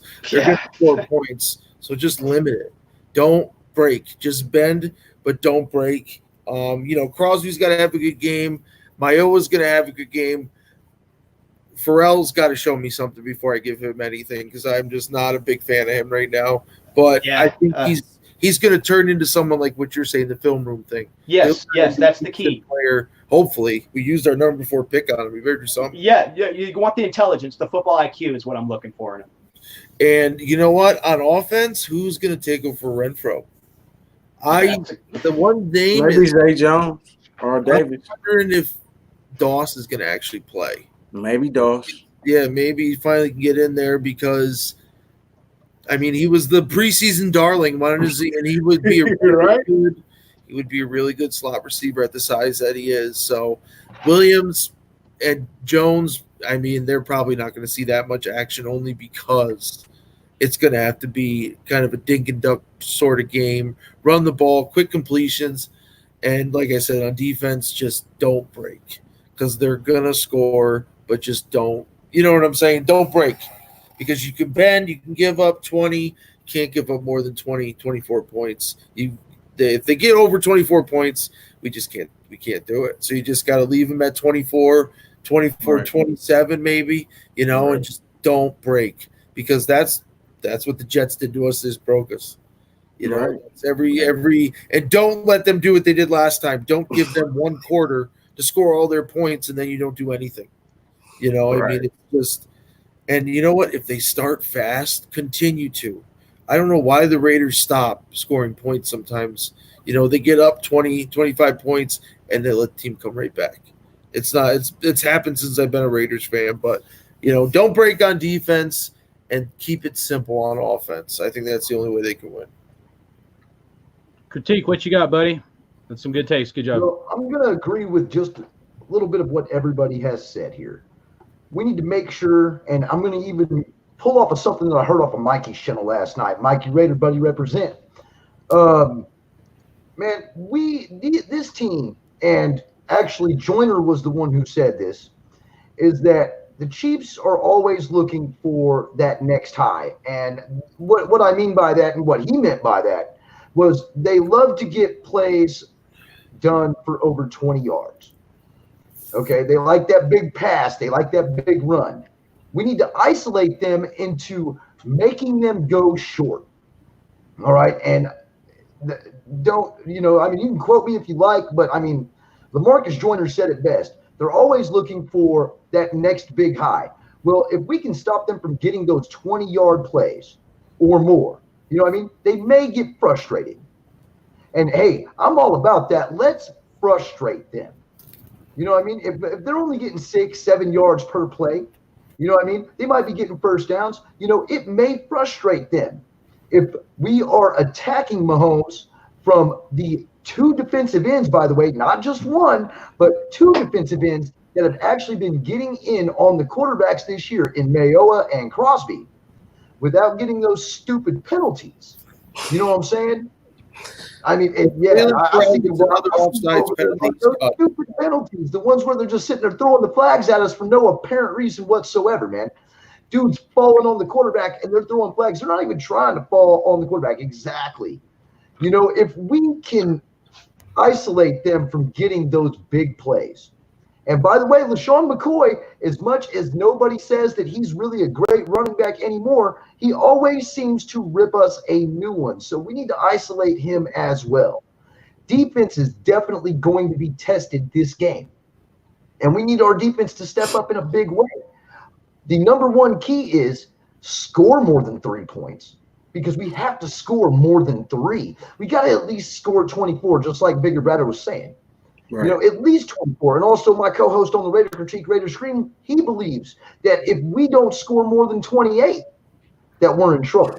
You know what I mean? So we got to put up some points, man. And we got to make sure that we've got to make sure that they don't put up that many points. If we can get them frustrated, if we can put up points on offense and have our defense play exactly the way we need them to play, which is don't give up the big play, frustrate them, put pressure on Mahomes, and 4 words, baby, helmet to the knee. Helmet to the knee. Guys. I don't normally wish for injuries, but helmet to the knee. That's what we got to do. Let's get Moore back in there and let's see what he can do. Because I don't normally wish injuries, but Mahomes, I don't like you. I don't like what you do. Let's get that ankle to start messing up a little bit. They're going to be pulling this guy out no matter if we go for his knee or not. You know what I'm saying? Yeah, right. Exactly. But if helmet to the knee happens, that's one penalty. And he's gone for the rest of the game. So do it on their first possession. I mean, do what you got to do, buddy. You know, all I want to do is win. I don't care if it's by 3. I don't care if it's by 30. This is a must-win game. If we do not win this game, we might as well kiss postseason goodbye. And that's the bottom line. It doesn't matter who we've got next. We've got Houston, who's in the mix for the hunt. They've already beaten us. Indianapolis is in the hunt. We beat them. You know what I mean? And then you got Pittsburgh. Pittsburgh, really? I mean, they're running with a 3rd-string quarterback, and they are in the hunt. Cleveland. You know what I mean? This does not bode well for us at all if we lose this game. But one thing about Pittsburgh too, I didn't expect them to be this good as well, but they are well coached, man. It makes such a huge difference. And that's why I'm a little critical at times, because this year, like I said, I've been supportive of Carr the entire time, but this year we see constantly teams that are well coached that get the job done no matter who the go-to receiver is. Yep. I mean, Sammy Watkins wasn't doing what he was doing before he came to KC. I know he was a top 5 pick, but some of these wide receivers that have evolved in Kansas City, man, they've been explosive. They've been explosive for this team, man. But I think the Raiders got some speed on offense. They have it, man. I mean, test this team, you know what I mean? Stretch it, gamble a little bit. I mean, you're coming off a 34-3 loss, you know. Sorry. The other thing too is in all the games the Chiefs have lost. I know the rushing stat. Yeah, they've had the team that they've lost to has had a running back have touched the ball 23 or more times. That's a key point. Yeah, you got to be the 25, 26 carries. Yep. Yeah. The only one they didn't do it with was Green Bay, but Green Bay has Aaron Rodgers. But other than that, you know, Indy had Marlon Mack, Houston had Carlos Hyde, and Tennessee had Henry. And so there's the formula. Just go do it. And if you get down 10 to Kansas City, don't Stay away from changing the game plan. Just do it. Just keep doing it. It'll break. You know, well, you see it, but it's gonna break. Kansas City's Hey, wide shout out Ivan the Great, man, was the one who actually said that on Mikey Shennel, bringing it up on where they don't get any big plays. So, hey, man, big shout out to you, bro. Thanks for that. Yeah, definitely. And, the wide receiver depth chart for Kansas City Chiefs is no joke. That dude, Robinson, DeMarcus or something Robinson, that guy had a drug issue, and that's why he kind of fell off the depth charts. And then, Sammy Watkins, but I think Watkins might be out. Obviously, Tyreek Hill, and then N'Keal Hardman. I mean, they got 4 very capable wide receivers plus their tight end. I mean, so hopefully it's cold to a degree or whatever that messes with their pass game or something. We get some interceptions or whatnot. Yeah. Maybe the win will help us a little bit. Yeah, dude, that'd be nice, man. And all right, I want to give some quick shout outs here, and then we'll give these last final statements. But we got Metal Vault. He was saying be physical, punch KC in the mouth. I agree 100%. Jeremy Easton was saying run the ball. Reese Rock was saying unleash Morrow and Zay, like Zay Jones. And then let me scroll down here. I love the comment down there, though. Every receiver looks like a Hall of Famer when you got Pat Mahomes. I mean, right? I mean, it's you got, like I said, it's developing a confidence and a chemistry with your players, and going out there and punching teams in their mouth, man. I mean, it's like, hey, we're going to do this at will. You run the football at will, but you execute plays at will as well. That's what the Chiefs did to us in the game. We was up 17-0. And they just came out and whopped out 28, just like that. Bam, bam, because they knew their plan. They understand their formula. And that's all I'm saying with our team is, as much as I love Josh Jacobs, I love the rushing stats, but I want to start stretching the football field a little bit and showing teams and keeping defenses honest. You know what I mean? Keep a defense honest out there in the NFL. I think it's very doable. The Jets, look at the Jets. They're coming off their win based off of what was it Jamal Adams said, they felt disrespected. That's how I want us to feel. I want to feel disrespected and go out there and punch a team in the face and beat their ass 34-3 too. You know what I mean? Hey. So No one's run the ball. If we gotta give the ball to Jacobs 40 times. Well, it takes a commitment. I do not trust these wide receivers to catch the ball. They gave him the ball 23 times versus the Bengals, right? Something like that. 25 times versus the Bengals. 23 for 123. There's 2 things we got to do tomorrow, man, and it's this. One, we got to properly contain Mahomes, right? Yeah, so not just contain Mahomes, not just get after Mahomes. We got to be able to get in his face and keep him from getting outside, right? Yep. So we got to contain Mahomes. But I think the key here, we'll harken back to the beast mode, right? The key to the game tomorrow, run through a motherfucker's face, man. Yep. That's it. That's it. I want to give a quick shout out. Oh, go ahead. Sorry. No, I'm good, bro. Let's go. Mikey just got in here, dude, or just popped a comment in. I just wanted to say, Mikey from On Air Nation, the Raider content OG. Everybody, let's tip our hat to Mikey and give him mad respect. Shout out to Mikey Raider, man. We all know how he inspired all of us, and anybody that don't give him some credit, y'all know you're lying to yourselves. But need to give Mikey some mad respect, man. He's all absolutely. And let's just share that love with Mikey, dude, because we all know whatever we do, man, is kind of, he was one of the godfathers of this. So much respect to you, Mikey, man, and we all love you here, man. And everybody's got their bold predictions and stuff. The last segment I have is just I'm calling it the Holy Roller segment. It could be something about this game. It could be something about our season, something about the Raiders last year in Oakland, just something unpredictable, kind of like our Holy Roller play we had. And my Holy Roller for this game, I'm going to call Josh Jacobs 180 yards. And that's my Holy Roller, man. I like it. Let me see, man. Golly. Okay, I got one. Let's say Max Crosby get 3 sacks in the game and a fumble, fumble recovery. Hey, I would love that. That would be so nice right there to sack Mahomes a few times, see what we can do with that. Yeah, definitely. Good. That's good. Avoid those phantom roughing the passer penalties too. Yeah. Oh man. I call it ghosts. That's ghost calls. He would have had 2 last week if it wasn't for Maurice Hurst not doing nothing. I don't know what Maurice Hurst did, but Nothing. bold prediction. I'm doing the season. So the Raiders will have 2 players with 10 or more sacks. That'd be the first time in like 20 years. Wow. With Mayowa's got 7. Crosby's got 7.5. They'll be fine. Yeah, I think he might get that one. I think Crosby ended up with 15 or more. Wow, At the end of the day, Wow. that's He good. got it. He's got it. he's. Five games left. His game film in Eastern, and I have no idea how he lasted the 5th round. We got lucky there. That's With crazy. Mark- I I yep. think it was the school, man. I And think it was the Renfro. school. Well, no, Fifth those or fourth? It was either the I think it was fourth round. He went in the I think it was the third. Wasn't it the third round pick? No, it's He fourth round. it was 4th round. The way Yeah. Yeah, our 5th round pick was 3rd and Renfro.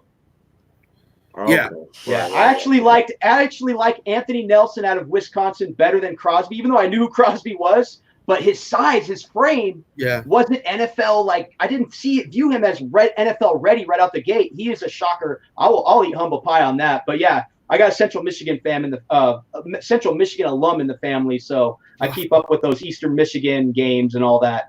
I got Crosby's jersey coming in the mail. The Eastern Nice. Michigan one. Oh, nice. Yeah, I just gave my 10-year-old son a Crosby jersey, man. His name's Max. So he's Nice. all Okay, fired yeah. up, dude. Yeah, he's gonna wear that shit to school like he's the king of the hill and shit. You know? Heck yeah. Right. Yeah. No, Crosby's old school, man. He's an old school style player, man. That's for What- sure. Definitely. What's your guys' holy rollers? Raider critique. What's your holy roller, man? You got one? Yeah, I'm going to say Trevor Davis is going to have 2 touchdowns. One receiver. There you go. There you go. Oh, We're nice. throwing deep. We're throwing deep for deep. Yeah. We're gonna air it out, baby. We're gonna Hey, punch them right man. in their mouth. He got Trevor speed, Davis, bro. baby. You got Dave, speed. Dave, did you give yours yet, or? Not yet. I'm gonna go with my prediction, man. 31-27 Raiders. You got to put up more than 30 points against this team. You got to get in a shootout. The Chiefs get the ball late in this game. They come up short.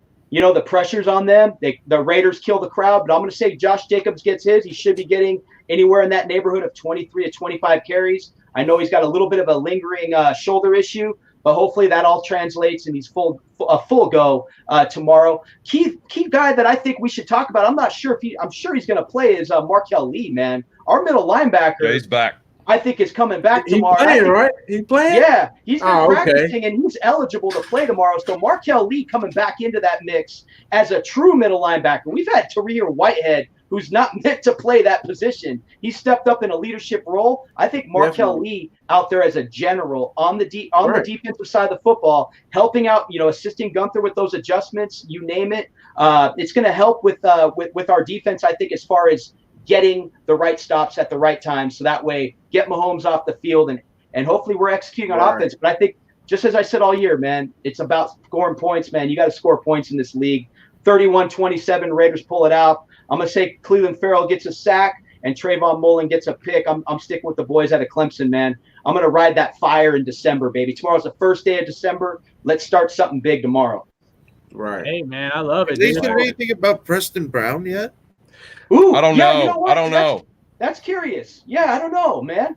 Well, it's just I think if Preston Brown's ready to go, he'll play over Lee because he knows Gunther's defense more than Lee does. Yeah, And I don't know what they're gonna like. Tahir Whitehead, I don't think they'll give him an extension, but he deserves it. If him and Brown, that's why I if said him step and up. Brown can play the way they play, they can get 100 tackles each a season. Yeah. So that's the big thing. He gets that when he gets that first hit, like Whitehead does, he takes him down. But one thing I just want to say about Markel Lee, though, I know Markel Lee, he's a late round pick, but he's been thrown into the mix as a starter since day one, pretty much. Yep. And I just think that he does have some leadership qualities. He's shown some things. So I think just having that extra piece back, I think is huge, man. I think they should start. You know, I think it should be Whitehead, Brown, and Lee as the combination of wherever they want to put them. They need to, because that's a big thing. You got to have guys who can tackle at linebacker, because we've been ever since Burfict got suspended, it kind of fell apart there. So it's just something where our linebackers are good, but they need to step it up a little bit more, and they can be great. Right. Definitely. Yeah. Well, hey, before we give our some great takes, guys, some awesome holy rollers you guys all did. Before we get going with our closing statements, Mikey was in here and he asked if we had any thoughts on Terrell Pryor getting stabbed. I mean, Oh God. Yeah. I heard about that earlier. I think of the run he did. I think it was against the Steelers. It was like the 99-yard run. And you know, I kind of question why that dude didn't excel or stay. Al Davis picked him up, man. What's that? Pick. It was his last ever pick, Al Davis. Yep. Yeah, that's right. Yeah, absolutely. But I was actually kind of thinking in the offseason maybe we should pick him up, but I think Raiders are maybe select on a guy that might have some issues and stuff, like that. But I don't know. They arrested him. He got arrested for that now. They arrested him for, even though he got stabbed, he was the one that initiated the assault. Okay. So it sounds like his girlfriend stabbed him or something. Yeah, something like that. Yeah, probably. He got stabbed in the chest, but it was well deserved, I guess. I don't. He was in an apartment complex, man. You make bad decisions. You play stupid games. You win stupid prizes. There you go. But I really hated that young man got hurt, man. Once a Raider, always a Raider. Except for AB, fuck you. Yeah. But yeah, hey man, prayers go out to Terrell Pryor and his family, man. Definitely. And that's pretty much what I have to offer is prayers and sympathies, man, and hope everything works out. I like the guy as a player, man. I really did it, all the way from his collegiate career to the NFL, man. So he's a great athlete. Who knows what happened? So, but once again, did catch that story. And, just same with, even going back to Darrell Russell, Darrell Russell was on his struggles on man. It was a sad day when he was killed in a car accident, So, these things happen, man. So we'll just hope for the best and, all the best to all sides involved, Yep. Yeah, I just want to send out prayers and, my condolences to his family and friends. I always enjoyed having him as a Raider. I don't know about any of you. I enjoyed the run-first quarterback. Absolutely. He was a definite bright spot compared to guys like we had, like Andrew Walter and even Bruce Gradkowski, Jamarcus Russell. He was an actual bright spot on this team, and that 99-yard run was absolutely sick, man. Yeah.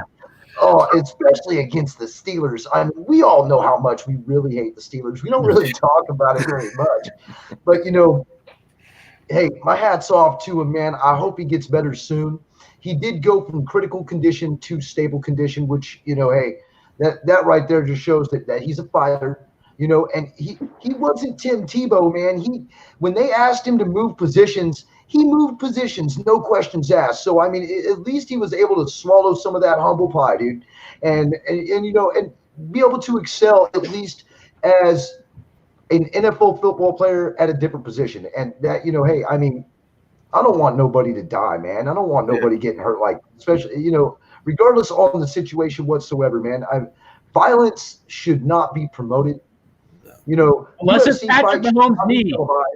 That's kind of the way I feel about it, man. And it is what it is. It sells, but hey, there's already too much turmoil in this world already, guys. In the words of Rodney King, man, can't we all just get along? Right. Definitely. Yeah. This day, imagine this day and age. If Terrell Pryor came out of college, he'd be a #1 pick.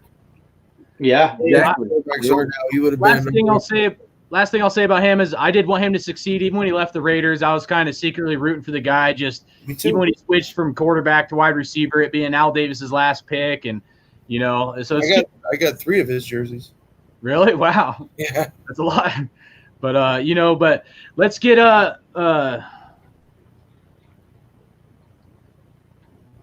let's get into closing statements here because we are kind of running long. So I don't want to keep people too long here, but as we wrap up with our closing statements, give just your closing statement, any last thoughts, and then make sure you guys tell everybody where to find you guys. I do want to make sure I give proper shout outs and props. If for those I didn't do it at the beginning, I apologize. But first of all, Mikey from On Air Nation, much love to Mikey and the OG for Raider content, and just mad respect to you. And we just had Raider Cody podcast. Raider Cody popped in here, so shout out to Raider Cody, man. Much love. Appreciate Raider Cody coming by, stopping by.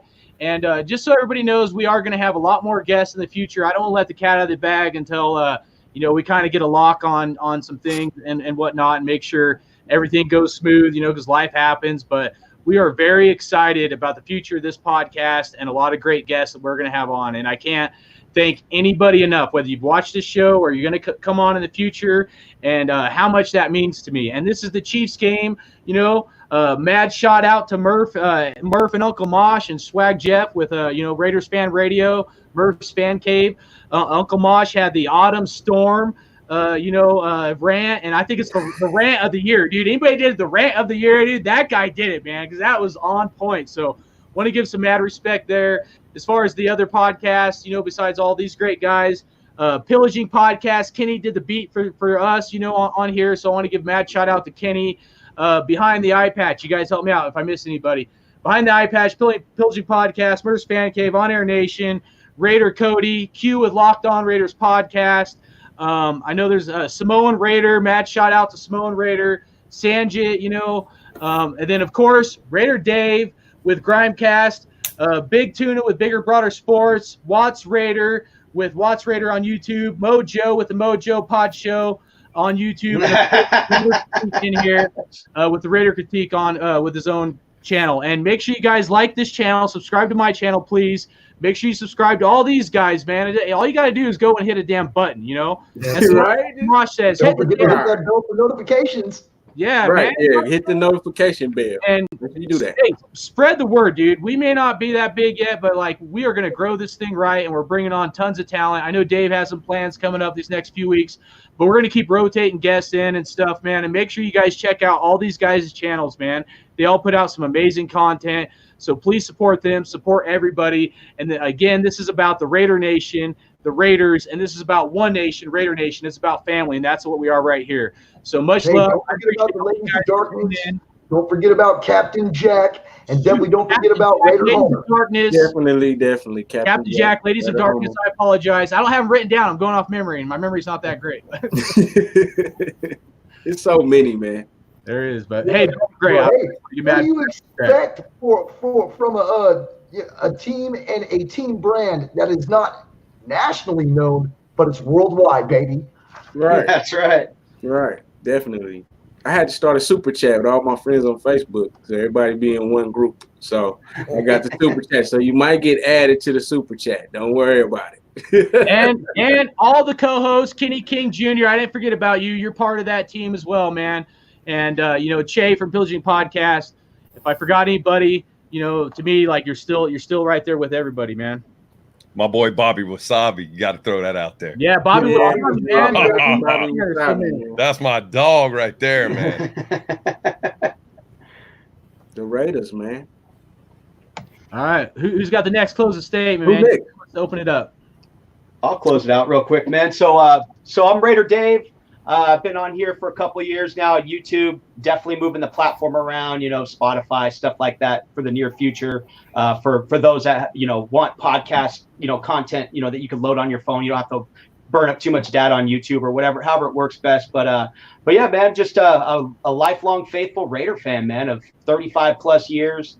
Grew up out here in Southern California, going to games, rooting for the team, man. And yeah, man, just like to bring, I still hold on, I guess, some of that old school perspective, from back in the day, the back in the day stuff. So yeah, man. So I still got that Al Davis, living inside of me, man, the spirit of Al Davis, man. That's why I talk about those deep balls a lot, man. I miss it. And, I think we have a quarterback that can launch the football. I want to see it again, man. And, but yeah, man, I'm real thrilled. Not only that, I'm more than excited to have John Gruden back on board, man. It was a blessing to get John Gruden back. Heals somewhat of a wound that was created back in 2003 when we lost that game in January. That was a tough loss. So I still want, to a certain degree, rekindle that era of John Gruden in this new era of, relocating the team, all that. So that's kind of my perspective. I feel like I shed a lot of positivity, and a lot of energy at it, man. So that's basically my thing. It's pretty much, you're going to get all the content, everybody's putting out, statistical content, you name it, all that. So you're going to get all that content, but like I said, I just feed off the energy, man, and the energy of, and that's why I'm in this group, man, is I feed off the energy of all the fellow content creators and all that, man. And, it's all about getting fired up, man. Tomorrow's going to be a great day, man. I love to fire up the grill, and I'm going to be loud tomorrow, man. It's going to be a big game, man. This is for the AFC West, so it's time to get lit, man.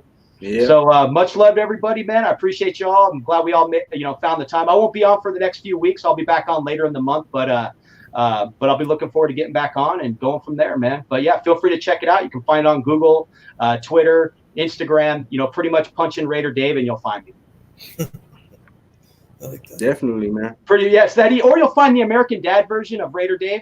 It's a cool little skit. Remember that? Raider Dave. That's actually really me. I actually say that every year. They're going to go to the Super Bowl. That's the type of fan I am. I joke around when I say I'm a delusional fan. I'm really not a delusional fan, but I do feel like this team. I feel like the mentality should always be win a Super Bowl no matter what. Why expect anything less? Right. But yeah, man. That's pretty much who I am, how I represent, and Right. That's how I look at it too, man. Because I feel like, coming into this season, I really wasn't expecting too much. I said, well, if we can go 8-8, that's an improvement. But now we at this point right now where we got a chance to challenge for the division, and if we beat the Chiefs, we'll be split with them. So we'll still have some action at it, and our record can try to get us up there. I didn't think it was gonna happen. But the wheels get turning if that happens. Right now, playing for what we playing for. So it's a huge game. And the fact that we haven't beat them. Man, and it's the last game as the Oakland Raiders. Man, it's all the elements is there. We just gotta win. We just gotta beat them. Yep, just win, baby. Definitely, Come on, man. Big Brother, tell them where you're from. Say that again. Closing statement, brother. Watts. Oh, my closing statement. Yeah. Hey, man, y'all already know, man. WattsRaider on Instagram, man. Facebook.com/WattsRaider. Also here on YouTube. I got my super chat on Facebook. I don't know if you can look up chats. I might just have to add you, but it's called the Pirates Bay Super Chat. So. Cool. I'm gonna check that out, Watts. I'm gonna check. Yeah, if you can look up chats, just look it up, man. And if you want to get added, Get me on there, Watts. Get me on there. Okay, definitely. Yeah. Just adding folks, man, because I'm in a lot of chats, different type of chats, and it kind of became too much for me. So I got one chat with all my folks, and I can talk to them from there, basically. So it's a general little chat. Everybody mingle. Some people don't know each other. Some people do. Just check it out. It's just an idea I had just to kind of get all that together as far as communication. So, yeah, man. Appreciate the time, appreciate coming on the show with y'all. And I'm going to keep doing my thing, man, pretty much. Amen. So, yeah. Hell yeah. Mojo, you want to go? Always ready. Sit. Hey. Yeah. Hey, so first off, I want to say thank you for the opportunity to be on here, man. I'm the new guy in this game, just starting to kick it around. I really appreciate the opportunity. Dave, man, thanks for getting my foot in the door. Hardcore, thanks for bringing me in, man. This is it's been real fun, man. I really enjoyed this. What I'll tell you is my parting words for Raider Nation: fuck the Chiefs. Yeah. That's all I got. You know what I mean? Like, that's all I got. Do I need to say anything else, man? Hey, real quick, though, can anybody break down what a Chief, how did they come up with Chiefs Kingdom? How does that associate with their, with the brand of football that, I just never understood kingsmanship and the Chiefs. Then a chief, a tribal chief was essentially a king, right? I would think that's what I was. That's exactly. But they're not the same. They're not. That's what I was saying, because kingsmanship is completely different. You shouldn't have sex with your cousins either, man. That's what I was waiting for, Mom. I mean, that's what I was waiting for. You know how we do this in Southern California, baby. It doesn't stop them, man. Right? Oh yeah, get them. I call them Queef Kingdom because they're dumber than a box of rocks, man. But. Hey, they're full of a lot of hot air, man, because there's a lot of stanky ass flapping air about to freaking extinguish into the atmosphere, man, and that shit needs to die down a little bit. You hearing us, Carr? You hear us, Josh Jacobs? Need that air to clear, baby. Man, if I ever show up to Kansas City, man, for a tailgate, I'm bringing a garbage bag full of dental floss.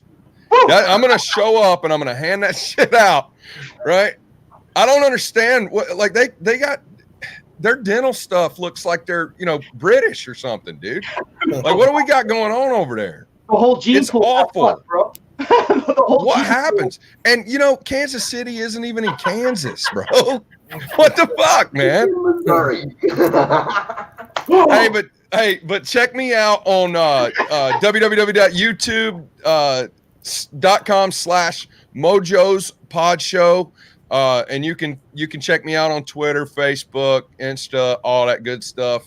And please subscribe, like, all that good stuff. But really, man, reach out to RFR, man. If you're not on that, if you haven't been a part of that and seen that show, listen to that podcast, you're missing out. So I'd appreciate it if you check that out. Hey, MoJo out. Speaking of RFR, anybody don't know, that's Raiders Fan Radio, Murph's Fan Cave with Uncle Mosh, Murph, and Swag Jeff, and who was it? Sorry, Raiders 1975.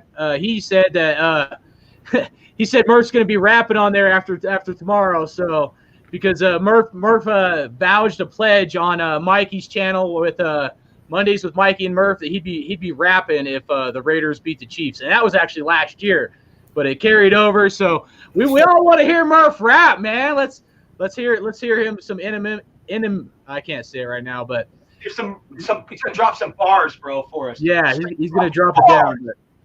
But, big Tuna, dude, close this out, buddy. Just check out our YouTube page. It's at Bigger and Bradder Sports. We cover a lot, not just the Raiders. But there is a lot of Raiders content with me. Nothing more to say than, just win, baby. That's all it is. Just don't overthink it. Run the ball, keep it simple, and don't bend and don't break. Just bend a little bit on defense because we're not going to shut them out. We would love it, but there's no way we can shut that team out. So try not to go touchdown for touchdown for them.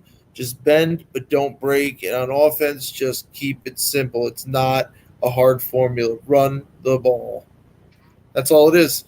I think I'm on Instagram. I'm not 100% sure. I'm not good with that stuff. I think I'm at Bigger and Bradder Sports on Instagram, and I'm at Big Tuna BBS on Twitter. And like I said, check out our YouTube page. I do a live watch for all the Raiders games and every first half of Thursday Night Football with the other guys of the channel, Corey and Bradder. So I'm the bigger part. Bradder's the other part. So, but yeah, let's go Raiders. Raider critique. All right. Well, you guys can catch me on Twitter at InGun421. And then, of course, if you get tired of all the other content that's out there, people who like the brown nose, you can always come and check out the Raider Critique, baby, where we don't drink the corporate Kool-Aid. We always tell it how it is, man. And I'm not for everybody. Not everybody's going to like what I say. As a matter of fact, I talk a lot of shit. I'm really good at it, so I might as well just go ahead and stick up for it and just go ahead and run with it, man.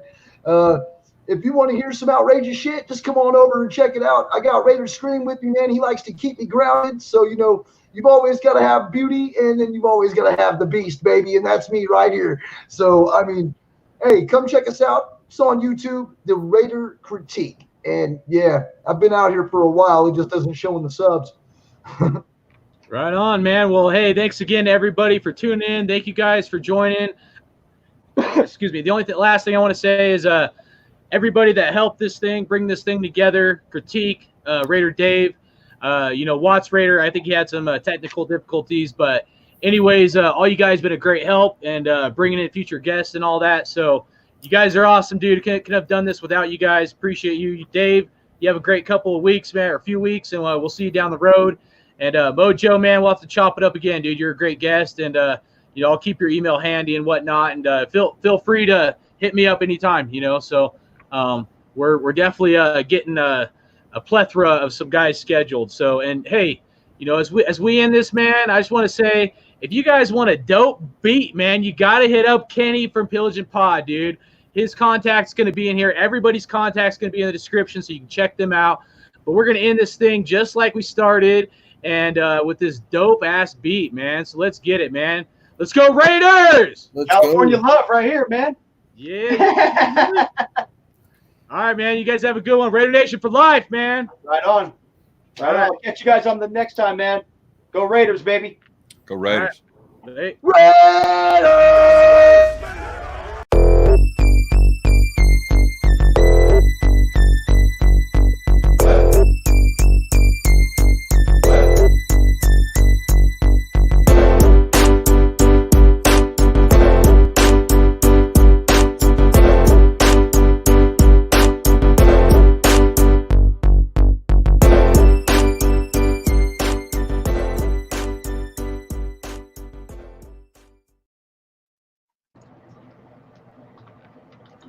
All right. Good shit, guys. I appreciate you.